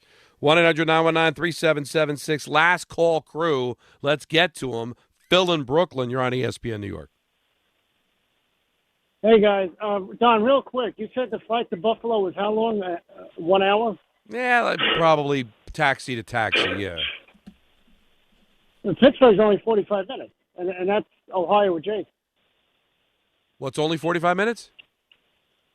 Pittsburgh. Yeah, that's true. It's probably maybe like close, but, you know, somewhere around there. What do you got about the wearing hats? As far as I'm a Mets fan and a Giants fan. I would never wear an Eagle hat. No. So I think it all depends on if it's a rivalry or not. Right, yeah. If I'm wearing a red fit, I don't need it to be a red Met hat. I could wear an Angel hat. It doesn't make me an Angel fan, but you're not wearing a depends Philly on the hat. rivalries, in my opinion. Yeah, I think if you're a hat guy. I'd rather be dead. Yeah, of course. Well, that's right. Same thing with jerseys. You can't be rivals. And even like sometimes like in your division and in rivals, like Giants-Niners, I think is a rival. You wouldn't do that. But if you're a Giant fan and for some reason you just love the Panther jersey and wanted to wear like a Jake Delhomme jersey from back in the day, I have to. I don't think you're any kind of a fraud. Derek in Washington Heights wants to defend Anthony. What do you got? Hey, guys. How are you? Good. Happy birthday, Don. It's my brother Tyler's birthday, by the way. I love your spectrum of Aquarians are great. You're always just straight shooters and great guys. So happy birthday to you, and happy birthday to my brother Tyler. Happy birthday, Tyler. Well, shout out to you both. Oh, that's awesome. I want to give just a quick callback to the rock and roll list. There's a song by Ike Turner called Rocket 66. Okay. That was the first song that they say ever actually used the term rock and roll. So I don't know if that's actually rock and roll. It was around the era of the Chuck Berry thing. Okay. But I just wanted to throw that out there real quick. Interesting. Did we even mention? I was like today years old practically, and when I found out that rock and roll meant sex. You're blowing my mind. I didn't know that. I never heard. So right now, till I'm saying it right now. Yeah. Rock and roll. So you're just figuring this out? No, I know this now because I heard it recently. I did not. But rock and roll means sex. Okay. And when you say it was used in a song, my guess is if we were to look up the lyric. Oh. Well, tomorrow's going to be a much funner day then. There you go. How you want to defend Anthony, by the way? Okay, so I was going to kind of draw a comparison between like the Beatles and any kind of like genre defining creativity. So like as in people will look at the Beatles, people that are, even slightly removed from the Beatles, 2 generations, 3 generations, or even 1 generation, and they'll say things like, oh yeah, they're a very, very good band, but I don't really get it. The reason they don't get it is because it broke so much ground at that time that whatever they did became the standard or terra firma for every generation moving forward. I think that's kind of the thing with Boyz n the Hood, especially. Peter, I'm almost exactly your age. I just turned 47 in January, so we're pretty much the same age. I grew up on that movie, and that was a movie that everybody of my generation, we watched it over and over and over again. Now, I think like the thing that bothers me most about it is that, Anthony didn't cry. Now that is a bit much. Because, I think that's where we attack him more than anything. It's all the lack movies of are going to crying. be a preference. You told me what was going to happen. It doesn't matter. Still I know what's going to happen, and if it came on tonight, I'd be still moved. I'll tell you what, it's one of the reasons I don't rewatch it. Right, it hurts too much. I can't. I feel too bad for him, but some people were able to soldier on. Speaking of soldiering on, Richard in Manhattan, you're on ESPN. He'll soldier on. What's up? Don, Peter, there's only one song, rock and roll song, that created a dance craze, and I'm telling you, 1961 and 1962, the twist, Chubby Checker, it took this country over. Man, that was huge. Nobody can sit down when that song came down. Wasn't it 1960? Wasn't it 60? 61, 62. He was 18 years old. He's still living. He's a young man, Chubby Checker. Are you sure it wasn't 1960? 60, 61, 2 years, 3 years. It was unbelievable, Peter. Summer 1960. Yesterday was Abraham Summer 1960. Summer 1960. Yeah. Yesterday was Abraham Lincoln's birthday. A month ago was Martin Luther King's birthday. 3 months ago was the anniversary of John Kennedy's assassination. Fellas, the greatest ballad ever written and sung. Dion, Abraham, Martin, and John. That is a good song. Forget about it, fellas. Now, Peter, you were right about things changed about Eli Manning and his attitude with the father. Now, Don, respectfully, I got to correct you. Rose ran over Ray Fosse in 1970. Back then, Peter, as you said, things were different. Pete Rose was glorified for what he did. He hit a defenseless man. He should have been shot for that. An eye for an eye. He should have been suspended for 2 months at least, or maybe 2 years. He put that guy out of commission, Ray Fosse. But you know what? In those days, they glorified things like that. That was awful. Now, as far as time management, last night, Laker, Dallas. Do you know the oldest player in the game had the most points? The only player in that game going to the All-Star game was the oldest player. That player had the most minutes, the most rebounds, and the most assists. Needless, do I have to tell you guys, that was LeBron James, fellas. Now, Michael brought up something defending Aaron Judge. Michael, I'll make it simple for you. Okay. Ken Griffey Jr., Hank Aaron, Ricky Henderson, 3 players, right? Top 25 of all-time position players. Am I correct? Yes. Griffey, Henderson, and Aaron. No question. Yes. They have a combined 3 MVPs. How many MVPs does Aaron Judge have? What? How many now? 3. 3, yeah. As many as those 3 great players had. Fellas, you can't make... That's very true. That is unbelievable. But, you know, the thing with the Rose, and I said 74. It should have been 70.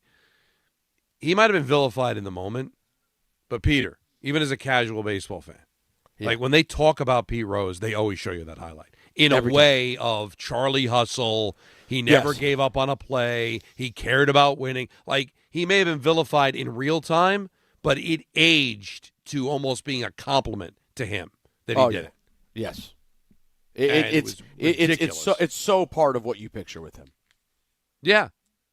It is part of the highlight reel of his career. Him running over Ray Fosse in the 1970 All-Star game. And again, I was 2 years old, so he would know better than me. I'm sure he was vilified in the moment. Meaningless game. How do you knock him out like that? But it aged very well for Pete. Very well. John Lennon, big caller. What's he is going to happening, be guys? somebody that we don't like. Cowboy, Laker, Yankee. Oh. Yeah. So listen, I gotta say, I heard this. I've been on the hold for 2 hours, man. I heard a guy talking about it before. Sorry.